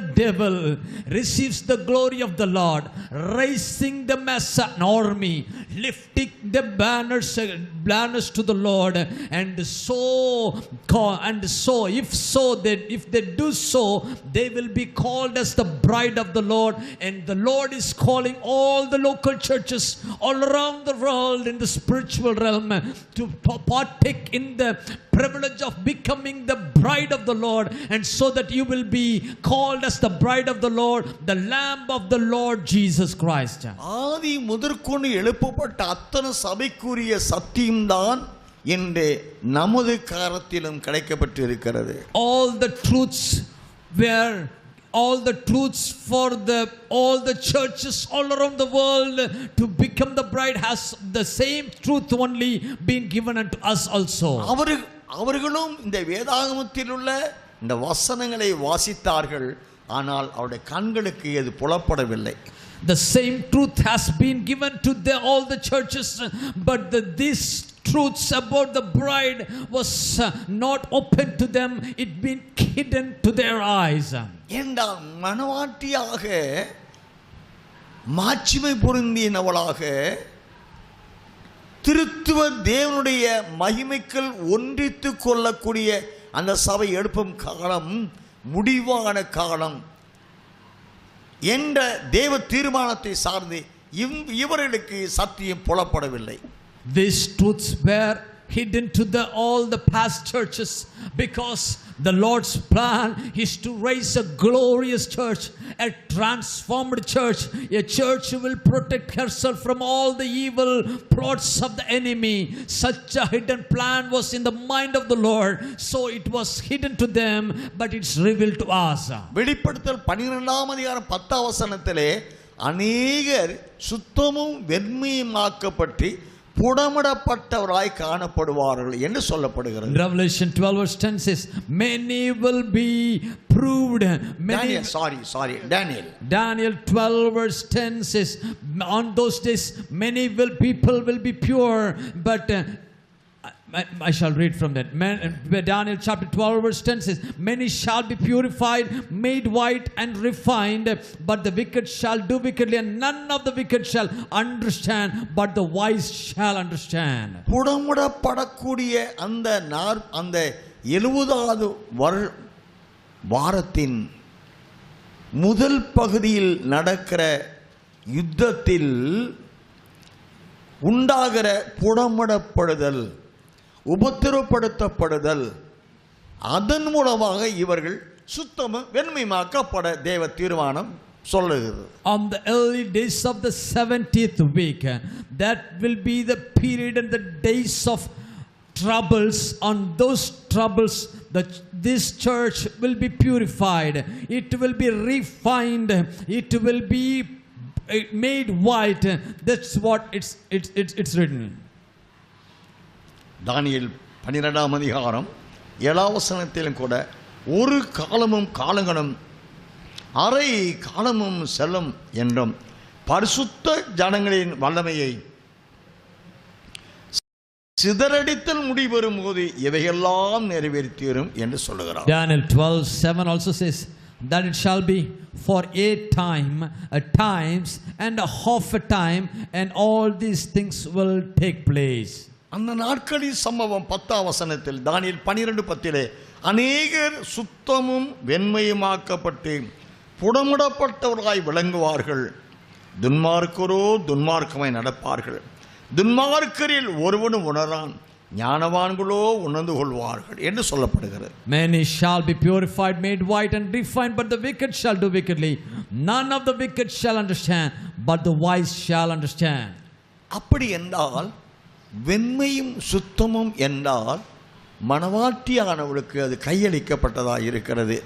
Purified and white is refers to the bride and it's being handed over to the bride. வெளிப்படுத்தல் 19 அதிகாரம் 7-8 வசனப்படி சுத்தமும் பிரகாசமுமான மெல்லி வஸ்திரம் அவள் தரித்து கொள்ளும்படி அவள் கொடுக்கப்பட்டது என்று சொல்லப்படுகிறது. Revelation 19 verse 7 and 8 says a purified clothes has been given, the righteous linen will be given to her to be clothed. அவள் உபத்திரவப்படுத்தப்பட்டதின் நிமித்தமாய் அவளுக்கு கிடைத்த பரிசுதான் சுத்தமும் பிரகாசமுமான மெல்லி வஸ்திரம். Because of the sufferings she suffered, the gift granted for her is the clean and bright linen.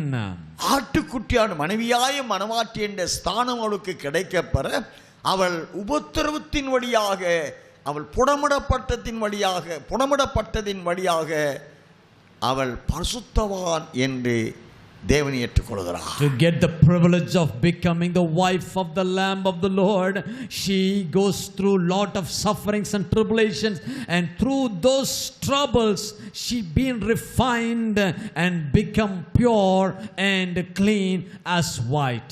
ஆகையினாலே அருமை இரட்சகர் மனுக்குலம் மகிமையடைந்த மணவாட்டியாக தகுதியடைய வேண்டும் என்றால் 2 பேதுருவின் புஸ்தகம்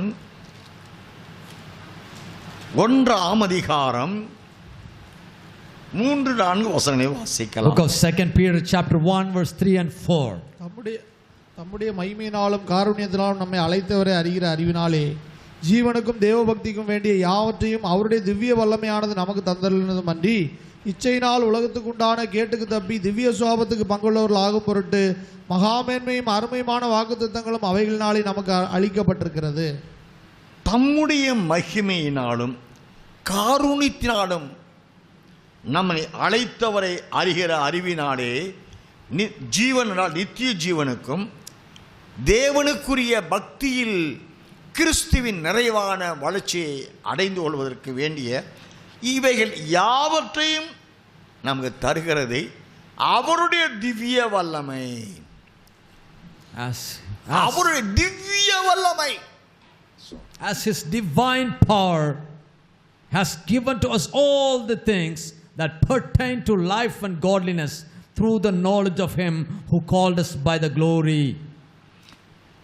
அப்போஸ்தலனாய் யோவான் சீசனாய் இருந்தபோதோ மடியிலே அமர்ந்திருந்த பொழுதோ அப்போஸ்தலனாக அபிஷேகிக்கப்பட்ட பொழுதோ தேவனுடைய சமூகத்தை சிங்காசனத்துக்கு முன்பாக சென்றடையவில்லை. Apostle John could not enter into the throne of the Lord while he was called to be the disciple or just in the side of the Lord Jesus. அவர் பத்மு தீவிலே அவர் அடைந்த கொடூரமான உபத்திரவத்தின் நிமித்தமாய் திவ்ய நிலையை சம்பாதித்துக் கொண்டார். While he was suffering troubles on the island of Patmos, only he could able to achieve the divine stage. வெளிப்படுத்தல் 1:9 வாசிக்கலாம். Revelation chapter 1 verse 9. உங்கள் சகோதரனும் இயேசு கிறிஸ்து நிமித்தம் வருகிற உபத்திரவத்திற்கும் அவருடைய ராஜ்யத்திற்கும் அவருடைய பொறுமைக்கும் உங்கள் உடன் பங்காளனுமாயிருக்கிற யோவானாகிய நான் தேவ வசனத்து நிமித்தமும் இயேசு கிறிஸ்துவை பற்றிய சாட்சி நிமித்தமும் பத்மு என்னும் தீவிலே இருந்தேன். உங்கள் சகோதரனும் இயேசு கிறிஸ்துவின் நிமித்தம் வருகிற உபத்திரவத்திற்கும் இயேசு கிறிஸ்து நிமித்தம் வருகிற உபத்திரவத்திற்கும், 2வது அவருடைய ராஜ்யத்திற்கும், 3வது அவருடைய பொறுமைக்கும் உங்கள் உடன் பங்காளனுமாயிருக்கிற யோவானாகிய நான். இயேசு கிறிஸ்து நிமித்தமாய் வந்த உபத்திரவம் அவருடைய நித்திய ராஜ்யத்துக்குரிய மணவாட்டியான தகுதியை அடைவதற்கு நியமிக்கப்பட்ட உபத்திரவம். அதை சகித்து பொறுமையாய் பரிசுத்தவானுடைய பொறுமை இதிலே விளங்கும். கொடிய உபத்திரவத்திலும் இவர்கள் பரிசுத்தவான் என்றால் உபத்திரவத்தை தாங்க வேண்டும்.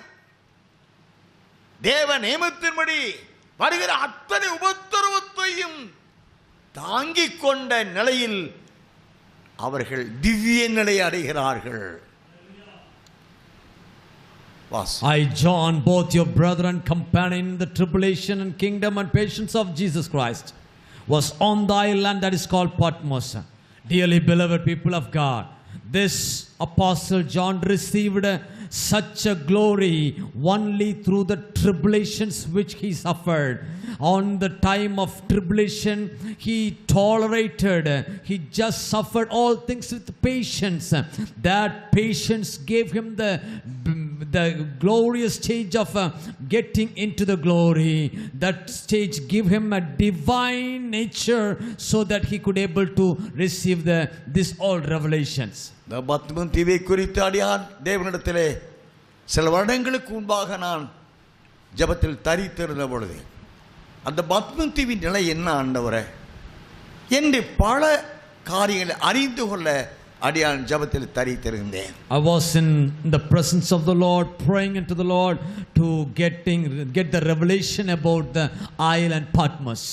அப்பொழுது அந்த பத்மம் தீவை நான் தரிசனத்தில் நேசர் காண்பித்தார். The Lord graciously revealed the island of Patmos in the vision.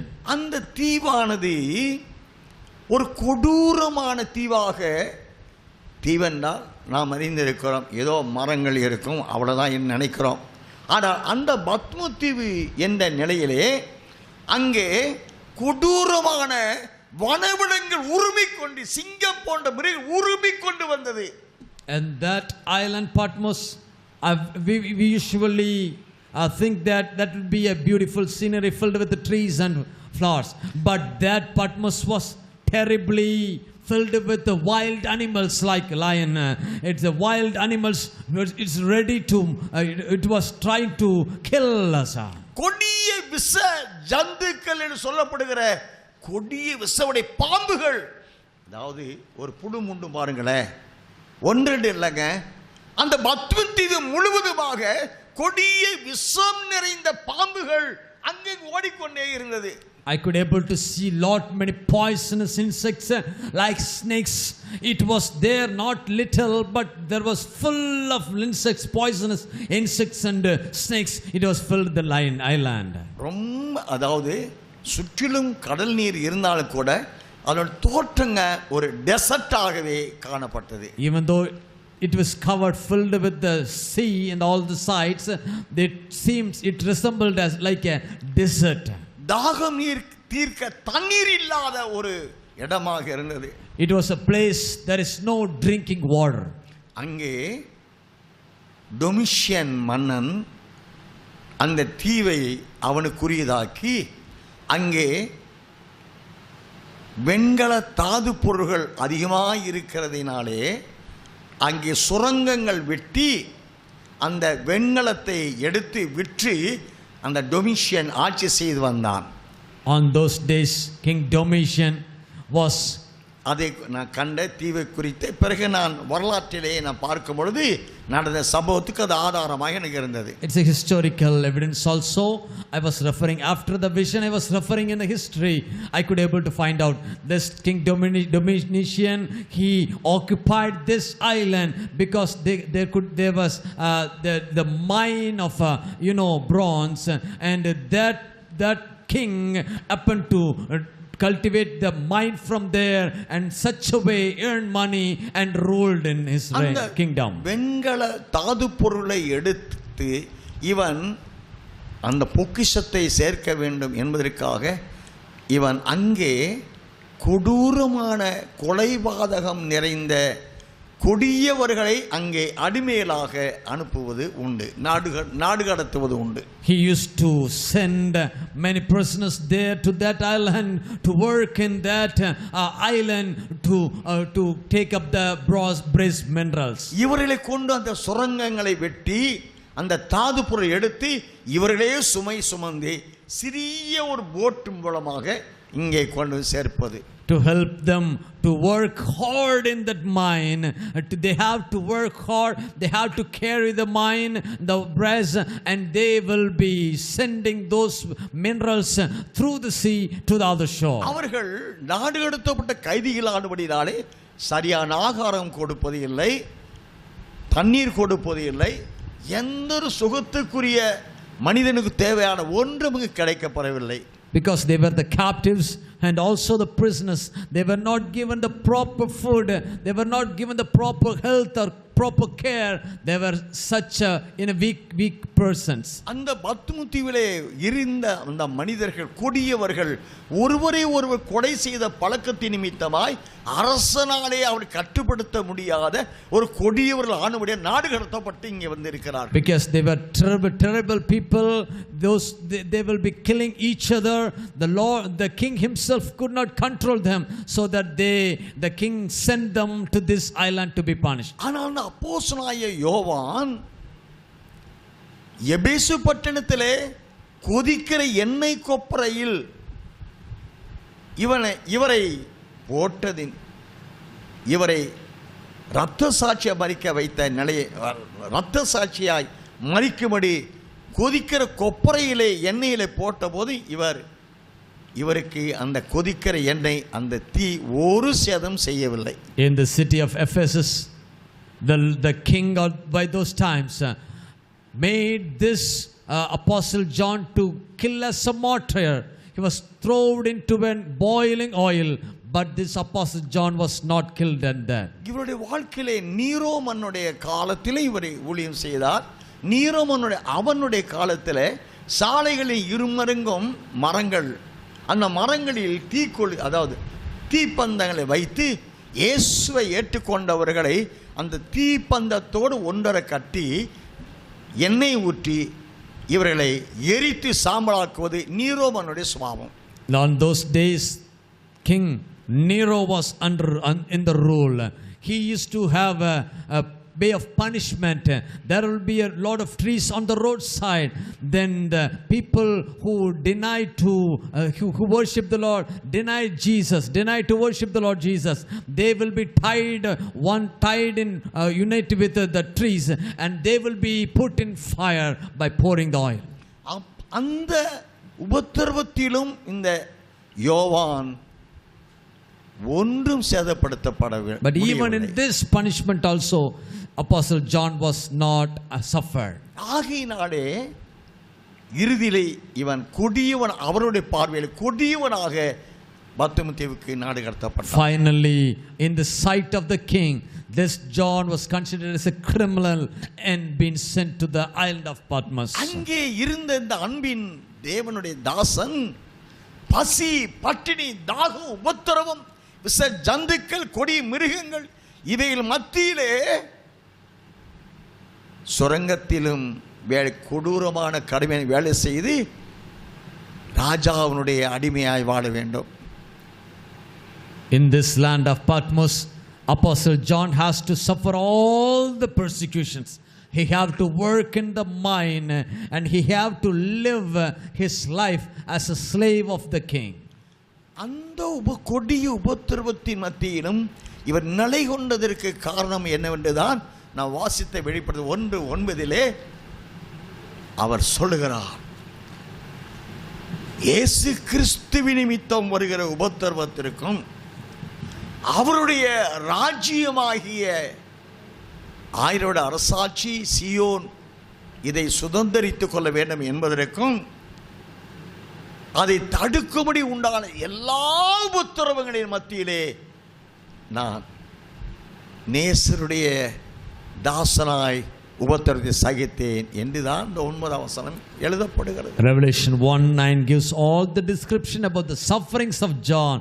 John is saying that, oh, I want to suffer all the troubles and the persecutions in this land of Patmos, because I want to partake in the millennium reign. I want to partake in the Zion. I want to partake in the glory of the Lord, so that I can suffer and tolerate all the troubles which I face as tribulation.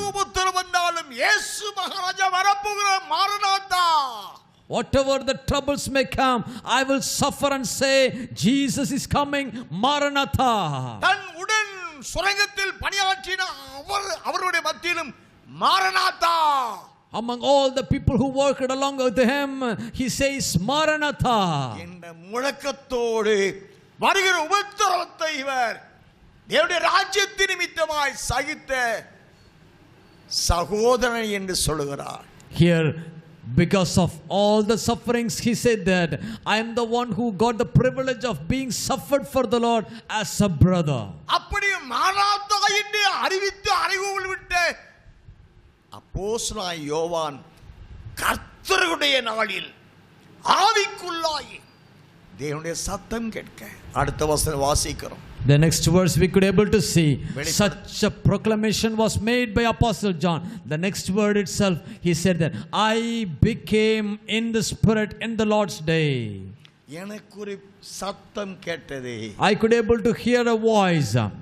இந்த உபத்திரவத்தின் நிலையிலும் பரிசுத்தாவியானுடைய நிறைவை பெற்ற தேவனோடு முற்றிலும் உறவாடக்கூடிய நிலைதான் அவருக்கு திவ்ய வாசகன் என்ற மேன்மையான சிலாக்கியத்தை தேவன் கொடுத்தார். Even in the midst of such a terrible tribulations and persecutions, because being filled with the Spirit of God and revealed and received the revelations of the Lord gave him a honor and say, he is my beloved Apostle John.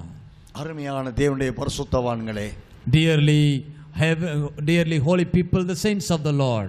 வெளிப்படுத்தல் 4ஆம் அதிகாரம் முதற்கொண்டு அவர் வெளிப்படுத்தல் 22ஆம் அதிகாரம் வரைக்கும் தேவனோடு ஒன்றித்து கொண்ட வாழ்க்கை வாழுகிறார். From Revelation chapter 4 until 22, the Apostle John lived a life united with the Lord. வெளிப்படுத்தல் 21ஆம் அதிகாரம் 9-10 வசனங்களில் இந்த மனவாட்டியாகிய பரிசுத்த என்னால் 2ஆம் வசனத்திலே பரிசுத்த புதிய எருசலேமாகிய நகரம் என்று சொல்லுகிற ஏசாயா 62ஆம் அதிகாரம் 12வது வசனத்தை சொல்லுகிற நீ கைவிடப்படாத நகரம் என்று எழுதப்பட்டிருக்கிறது இருக்கனால் அந்த நகரமாக திவ்ய வாசகனாகிய அப்போஸ்தலன் யோவான் இந்த பரிசுத்த புதிய எருசலேம் நகரத்தை தேவமகிமையுடைய ஆட்டுக்குட்டியான மனைவியாக கண்டு அவன் மனம் குளிர்ச்சி அடைகிறான், மனம் மகிழ்ச்சி அடைகிறான். Revelation 21:2 says, then I, John, saw the holy city, New Jerusalem, coming down out of heaven from God, prepared as a bride adorned for her husband. This is written in Isaiah chapter 62 verse 12. The city which is not forsaken, the Apostle John got the privilege of having seen in the vision of this beautiful city, beautiful bride of the Lord, and his heart was filled with joy, getting the privilege of having seen this vision. இவைகள் அனைத்தையும் வெளிப்படுத்தல் 4ஆம் அதிகாரம் முதற்கொண்டு 22ஆம் அதிகாரம் என்று சொல்வதை காட்டிலும் வெளிப்படுத்தல் 21ஆம் அதிகாரம் 9-10 வசனங்களிலே தேவ மகிமையடைந்த ஆட்டுக்குட்டியான மனைவியாய மணவாட்டியாகிய பரிசுத்த புதிய எருசலேம் நகரம் இப்பொழுது மணவாட்டியான தகுதி அடைந்ததை கண்டு இவர் மனமகிழ்ச்சி அடைந்து இவெல்லாவற்றையும் தனக்கு காண்பித்த தேவதூதனாய காபிரியலின் பாதத்தில் விழுந்து முத்தமிட விரும்புகிறார். வாசிக்கலாம். வெளிப்படுத்தல் 22ஆம் அதிகாரம் 8-9 வசனங்கள். Revelation chapter 20. 7 வாசிங்க. இதோ சீக்கிரமாய் வருகிறேன், இந்த புத்தகத்திலுள்ள தீர்க்கதரிசன வசனங்களை கைக்கொள்கிறவன் பாக்கியவான் என்றார். யோவானாகிய நானே இவைகளை கண்டும் கேட்டும் இருந்தேன். நான் கேட்டு கண்டபோது இவைகளை எனக்கு காண்பித்த தூதனை வணங்கும்படி அவன் பாதத்தில் விழுந்தேன். அதற்கு அவன், நீ இப்படி செய்யாதபடிக்கு பார், உன்னோடும் உன் சகோதரரோடும் தீர்க்கதரிசிகளோடும் இந்த புத்தகத்தின் வசனங்களை கைக்கொள்கிறவர்களோடும் கூட நானும் ஒரு ஊழியக்காரன், தேவனை தொழுதுகொள் என்றான். Revelation 22:7-9 says, behold, I am coming quickly. Blessed is he who keeps the words of the prophecy of this book. Now I, John, saw and heard these things, and when I heard and saw, I fell down to worship before the feet of the angel who showed me these things. Then he said to me, see that you do not do that, for I am your fellow servant, and of your brethren the prophets, and of those who keep the words of this book worship God. Gabriel தூதன் வெளிப்படுத்தல் 4ஆம் அதிகாரம் முதற்கொண்டு வெளிப்படுத்தல் 21ஆம் அதிகாரம் 9-10 வசனங்கள் வரைக்கும் உள்ள அத்துணை முடிவான காலத்தில் நடைபெற வேண்டிய அல்லது இதற்கு முன்பாக முத்திரை போடு என்று தானியேலில் சொல்லப்பட்ட முத்திரை போடப்பட்டதும் இந்த 70ஆம் வாரத்தில் முத்திரை உடைக்கப்பட்டு காலம் சமீபமாயிற்று அறிவிக்கப்பட்ட முதற்கொண்டு மணவாட்டியானவள் ஆட்டுக்குட்டியான மனைவியாய் மணவாட்டியை இவர் கண்டு கழிவுறுதல் அடைகிற வரைக்கும் இவருக்கு வழிகாட்டின காபிரியேலுக்கு நன்றி செலுத்தினான். அவர் சொல்லுகிறார், அவருடைய பாதத்திலே திவ்யவாசன யோவான் விழுந்து வணங்க முயற்சி செய்த போது அவர் என்ன சொல்லுகிறார்? 9ஆம் வசனத்தில், அதற்கு அவன், நீ இப்படி செய்யாதபடி பார், உன்னோடும் உன் சகோதரரோடும் தீர்க்கதரிசிகளோடும் இந்த புஸ்தகத்தின் வசனங்களை கை கொள்ளுகிறவர்களோடு கூட நான் ஒரு ஊழியக்காரன் தேவனை தொழுது சொல்லுகிறார். Apostle John got a beautiful privilege of receiving all the secrets from the Lord from Revelation chapter 4 to Revelation chapter 21, 9 and 10. The revelations regarding the deeper truths which was hidden to Daniel, that seal was broken regarding the 70th week. All the revelations had been given to him through an angel called Gabriel from Revelation chapter 4 to Revelation 21, 9 and 10. So now he is filled with joy. This suffering servants are joining with the Lamb of the Lord as the bride. This give him such joy and rejoicing. Now he is filled with joy and thankfully worshiping the Lord, worshiping the Gabriel, the angel, and he is supposed to fall down and worship him with thanksgiving. Now the Gabriel angel said, "Oh John, see, you should not do like this. Stop doing this. I am also one among you, the fellow servant. I am one of your brethren the prophets, so keep the words and worship God." அப்படி என்றால் இந்த திவ்யவாசகன் அவருடைய முடிவான ஊழியத்தின் பகுதி எப்பொழுது நிறைவேறப் போகிறது என்று இந்த வசனம் போதிக்கிறது. If so, the end, how will be the end of this Saint John? It's written here. இந்த புஸ்தகத்தின் வசனங்களை கை கொள்ளுகிறவர்களோடு கூட நான் ஒரு ஊழியக்காரன் என்று சொல்லுகிறான். Oh, I am one of the brethren among those who follow and obey these words. இந்த வெளிப்படுத்தின விசேஷம் 70ஆம் வாரத்தை சார்ந்த அல்லது அந்தி கிறிஸ்துவின் ஆட்சியில் இந்த தீர்க்க தரிசன வசனங்களை கை கொள்ளுகிற மனுஷன் பாக்கியவான் என்று வெளிப்படுத்தல் 22ஆம் அதிகாரம் 7ஆம் வசனத்தில் வாசிக்கிறோம். In Revelation 22:7, the one who follow and keep these words in the time of Antichrist will be blessed. வெளிப்படுத்தல் 22ஆம் அதிகாரம் 14ஆம் வசனத்தின்படி இந்த தீர்க்க தரிசன வசனங்களை அவருடைய கட்டளைகள் கற்பனைகளை கை கொள்ளுகிறவர்கள் ஜீவ விருட்சத்தின் மேல் அதிகாரத்தை உடையவர்களாகவும் நகரத்தின் வாசலான சியோனில் பிரவேசிக்க ஏற்படுத்தப்பட்ட அலங்கார வாசல் வழியாக பிரவேசிக்க அவருடைய கட்டளையின் கற்பனைகளை கை கொண்டது நிமித்தமாய் பாக்கியவான்கள் எண்ணப்பட்ட இந்த மணவாட்டியோடும் என்று சொல்லுகிறார். Revelation 22:14 also says, "Blessed are those who do his commandments, that they may have the right to the tree of life and may enter through the gates into the city." ஏனென்றால் அருமைய இரட்சகர் அவருடைய மனவாட்டியாக வேண்டுமென்றால் அவருடைய கட்டளையில் கற்பனைகளை கை கொள்வதோடு இவளை குறித்த தீர்க்க தரிசனமும் நிறைவேற்றப்பட நியமிக்கப்பட்டபடியினால் அதன் முடிவு மனவாட்டியாக தேவனோடு ஒன்றித்து கொண்டபடியினால் இவருடைய ஊழியம் நிறைவேறுகிறது. The ministry of this bride gets fulfilled not only by sufferings and keeping the commandments. All the prophecies about this bride gets fulfilled, and she is no longer a smaller group.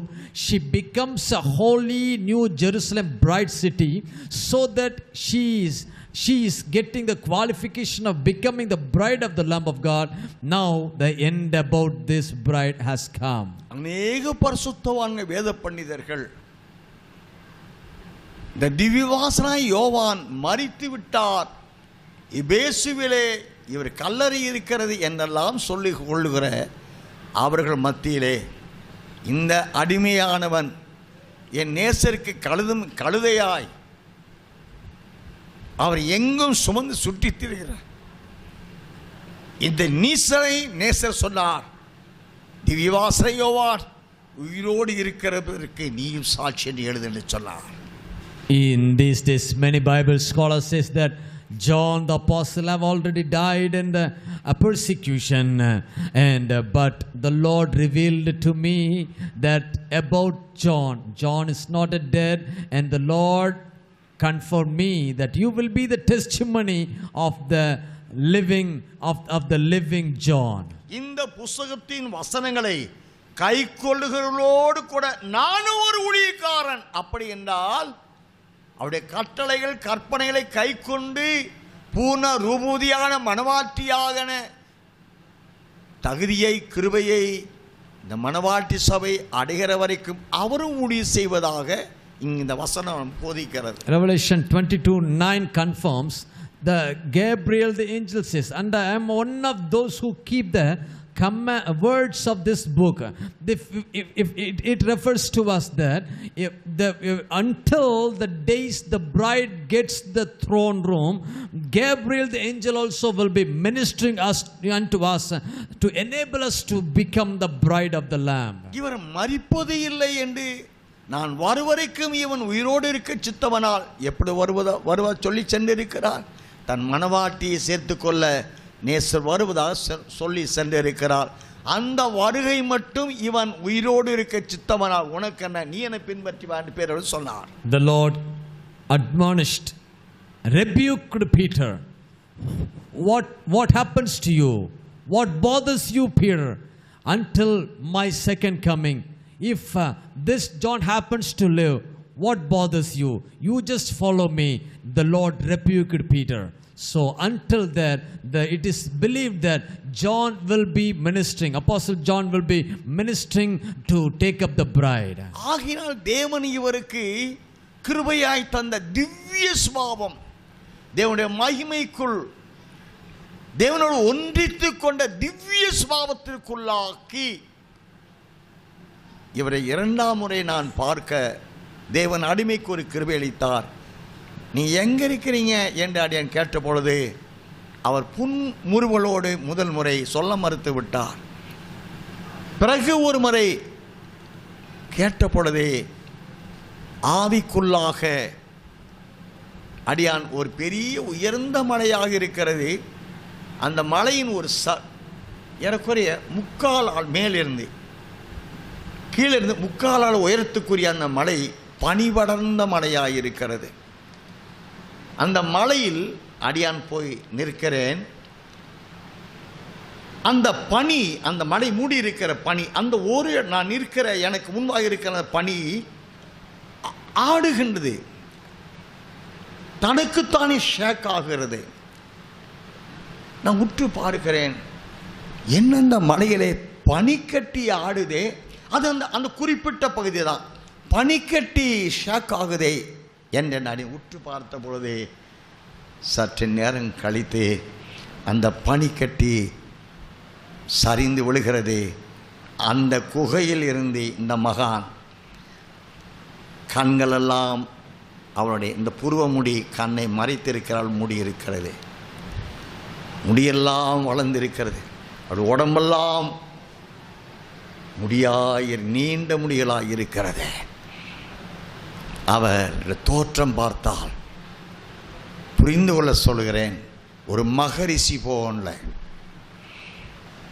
அப்பொழுது சிரித்தார். நான் கேட்டேன், நீங்கள் நாங்கள் மனவாட்டி சபையை ஆராதிக்கிற போது, ஐயா சோதர் please. I got a privilege of I was praying into the Lord and asking to reveal John the apostle, Saint John. Nowadays I got the privilege of visualizing John the apostle as a Saint John, and the first time I was asking to reveal him, and first time he refused to answer me. Where are you now dwelling? And the second time I got a privilege of looking at a vision, a high mountain.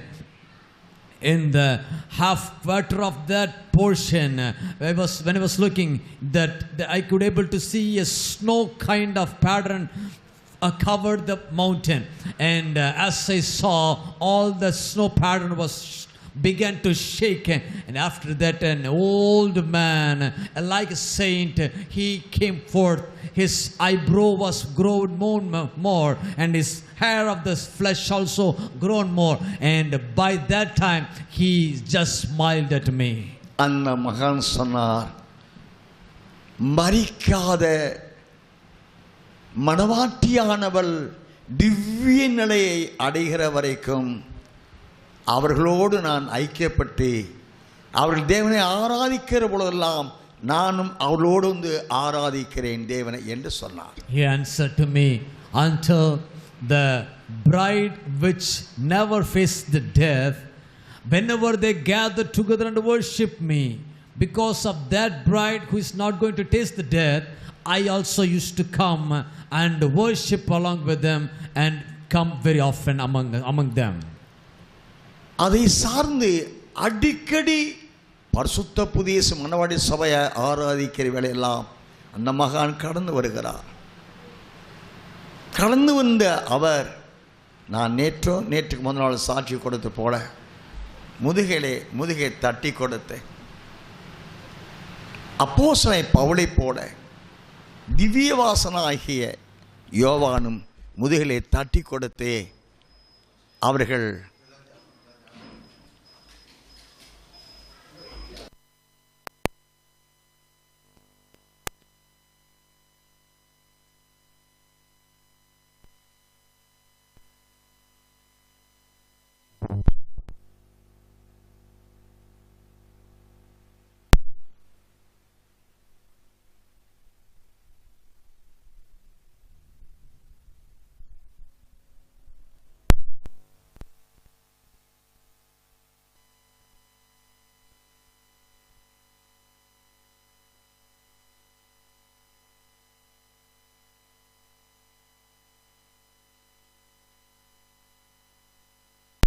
just tapped me in the back and say, according to Apostle Paul said, சபையின் பரிசுத்த புதிய எருசலேம் என்ற தேவனால் கைவிடப்படாத நகரம் என்று பெயர் பெற்ற பரிசுத்த புதிய எருசலேம் மணவாட்டி சபையாய் ஆராதிக்கிற பொழுதெல்லாம் இந்த சபையில் உள்ளவர்கள் புத்திமான்களாய் புத்தியுள்ள கன்னிகைகளாகவும் தேவனுடைய திவ்ய சுபாவத்துக்குள்ளானவர்களான தகுதி அடையவும் தேவனுடைய மகிமையின் மணவாட்டியான தகுதியை அடையும் அந்த நிலையை இவள் அடைகிற வரைக்கும் நான் இங்கே வருவேன். நாம் எல்லாரும் ஒன்றாக சேர்ந்து மணவாளனை சந்தித்து நித்தித்து போகுவோம் என்றெல்லாம் இன்னும் பல காரியங்களை நான் சொல்ல விரும்பவில்லை. ஆகையினாலே அருமையான கர்த்தருடைய ஆவிக்குரிய மண்டலமே, தேவன் மரிக்காத ஒரு பரிசுத்தவான்களின் கூட்டத்தை எதிர்பார்த்து அவர்களை ஆயத்தப்படுத்தவே பரிசுத்த ஆவியாய தேவன் அனுப்பப்பட்டு வந்து ஆவிக்குரியவர்களாய் ஆவியில் பூர்ண ரூபதியானவர்களாய் அவர்களைத்தான் தேவ மையமடைந்த ஆட்டுக்குட்டியான மனைவாட்டி அவர்களைத்தான் ஆவியாயிருக்கிற 2 Corinthians 3:18 படி ஆவியாயிருக்கிற கர்த்தரால் அந்த ஆவியானுடைய சாயலுக்கு ஒப்பாக ஆவியாயிருக்கிற கர்த்தரால் அந்த சாயலாகத்தாமே மகிமையின் மேல் மகிமை அடைய வளர்த்து கொண்டிருக்கிறார். The future plan about this beautiful bride church is the Apostle John revealed as the Apostle Paul says, I want to make this church the bride as a holy city without sin, without blemish. I want to prepare her as a beautiful bride for the Lamb of the Lord. Until those days come, I will be helping this bride to become a worthy lamb, worthy bride to the Lamb of the Lord. I will be helping, I will be supporting her, and all of us gathered together, we will meet our lamb of, we will meet our bridegroom, and those days we will gather together and meet the Lord.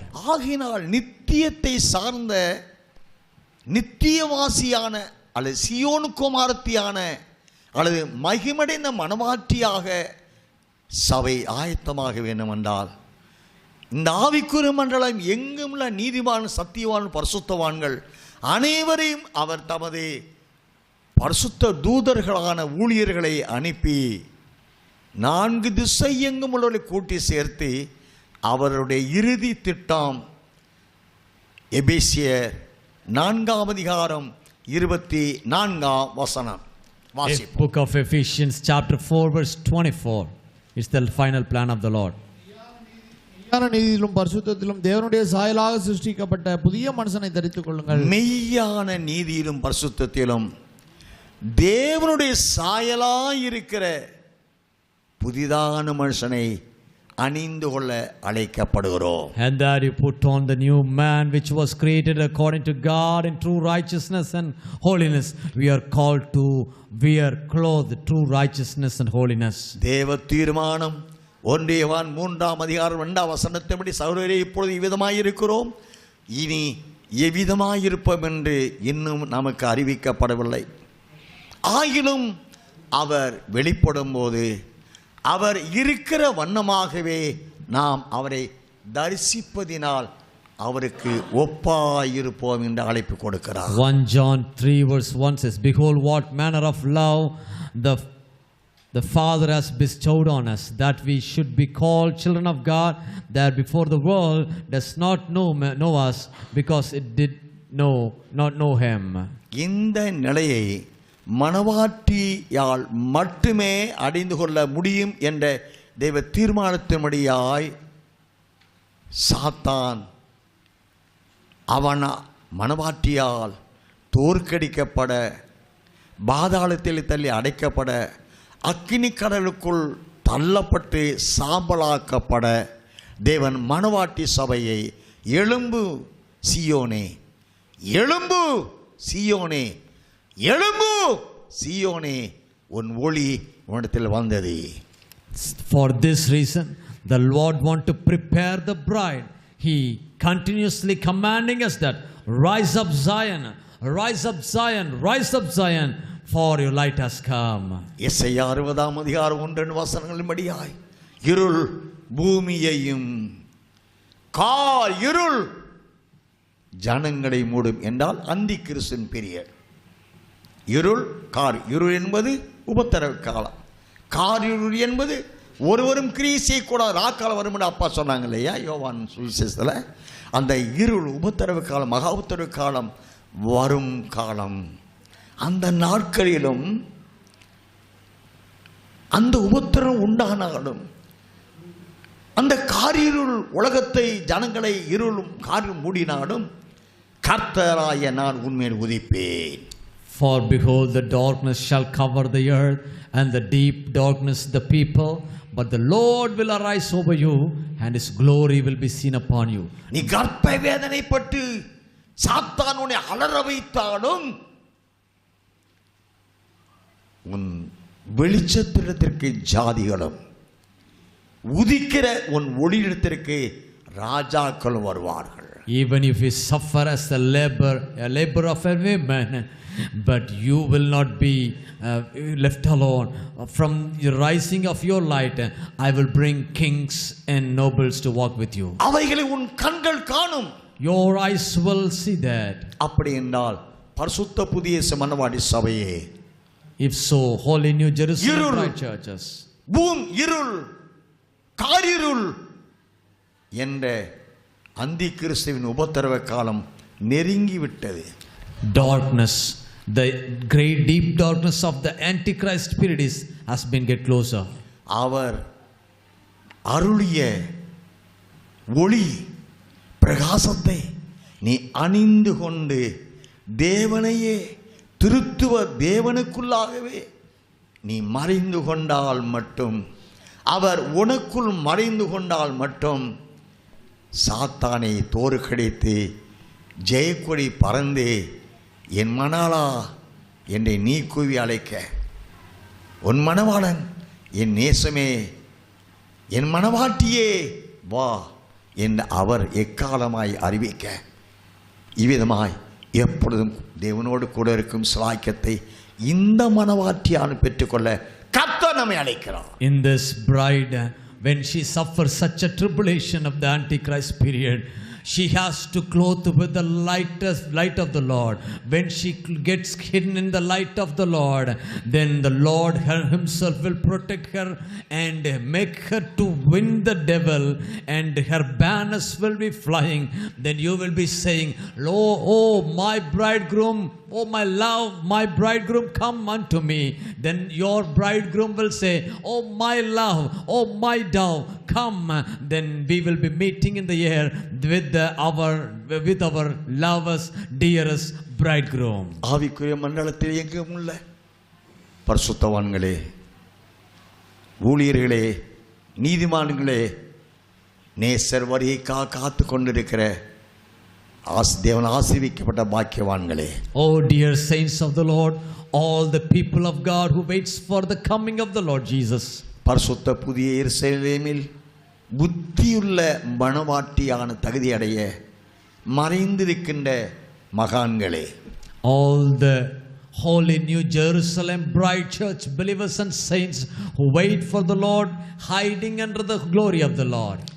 உன் மணவாளன் வரப்போகிறார். Your bridegroom is on the way. உன் நேசர் வரப்போகிறார். Your love is coming. உனக்காக வரப்போகிறார். He is coming just for you. புத்தியுள்ள மணவாட்டியே உனக்காக வரப்போகிறார். You wise virgins, he is coming for you. தேவ மகிமையடைந்த மணவாட்டி உனக்காக வரப்போகிறார். You glorified virgin, he is just coming for you. அவரை சந்திக்க நீ ஆயத்தமாக தேவனுடைய திவ்ய நிலை மகிமையின் மறுரூபத்தை அடைந்து கொள்ள கர்த்தர் உன்னை அழைக்கிறார். Just get prepared for the Lord. Clothe yourself for the glory of the Lord. The Lord is asking you to get prepared for his coming. இந்த தேவனுடைய திவ்ய நிலை அடையாத மகிமையின் மறுரூபத்தை அடையாத ஒருவரும் தேவனோடு போக முடியாது, தேவனை ஏற்றுக்கொள்ளப்பட முடியாது, நித்தியத்து போக முடியாது, நரகத்துக்குரியவர்களாக. No person who doesn't receive such glory and get transformed cannot enter into the heavenly kingdom. Everyone, such a person will be going into the hell only. சத்தியத்தை செவியோடு போமா, எக்கால சப்தத்துக்கு அர்ப்பணிப்போமா, தேவனுடைய திவ்ய சுபாவத்திற்குள் உருவாகுவோமா? Shall we listen to the truth of the Lord? Shall we listen to the trumpet voice of the Lord? Shall we commit us to obey to the word of the Lord?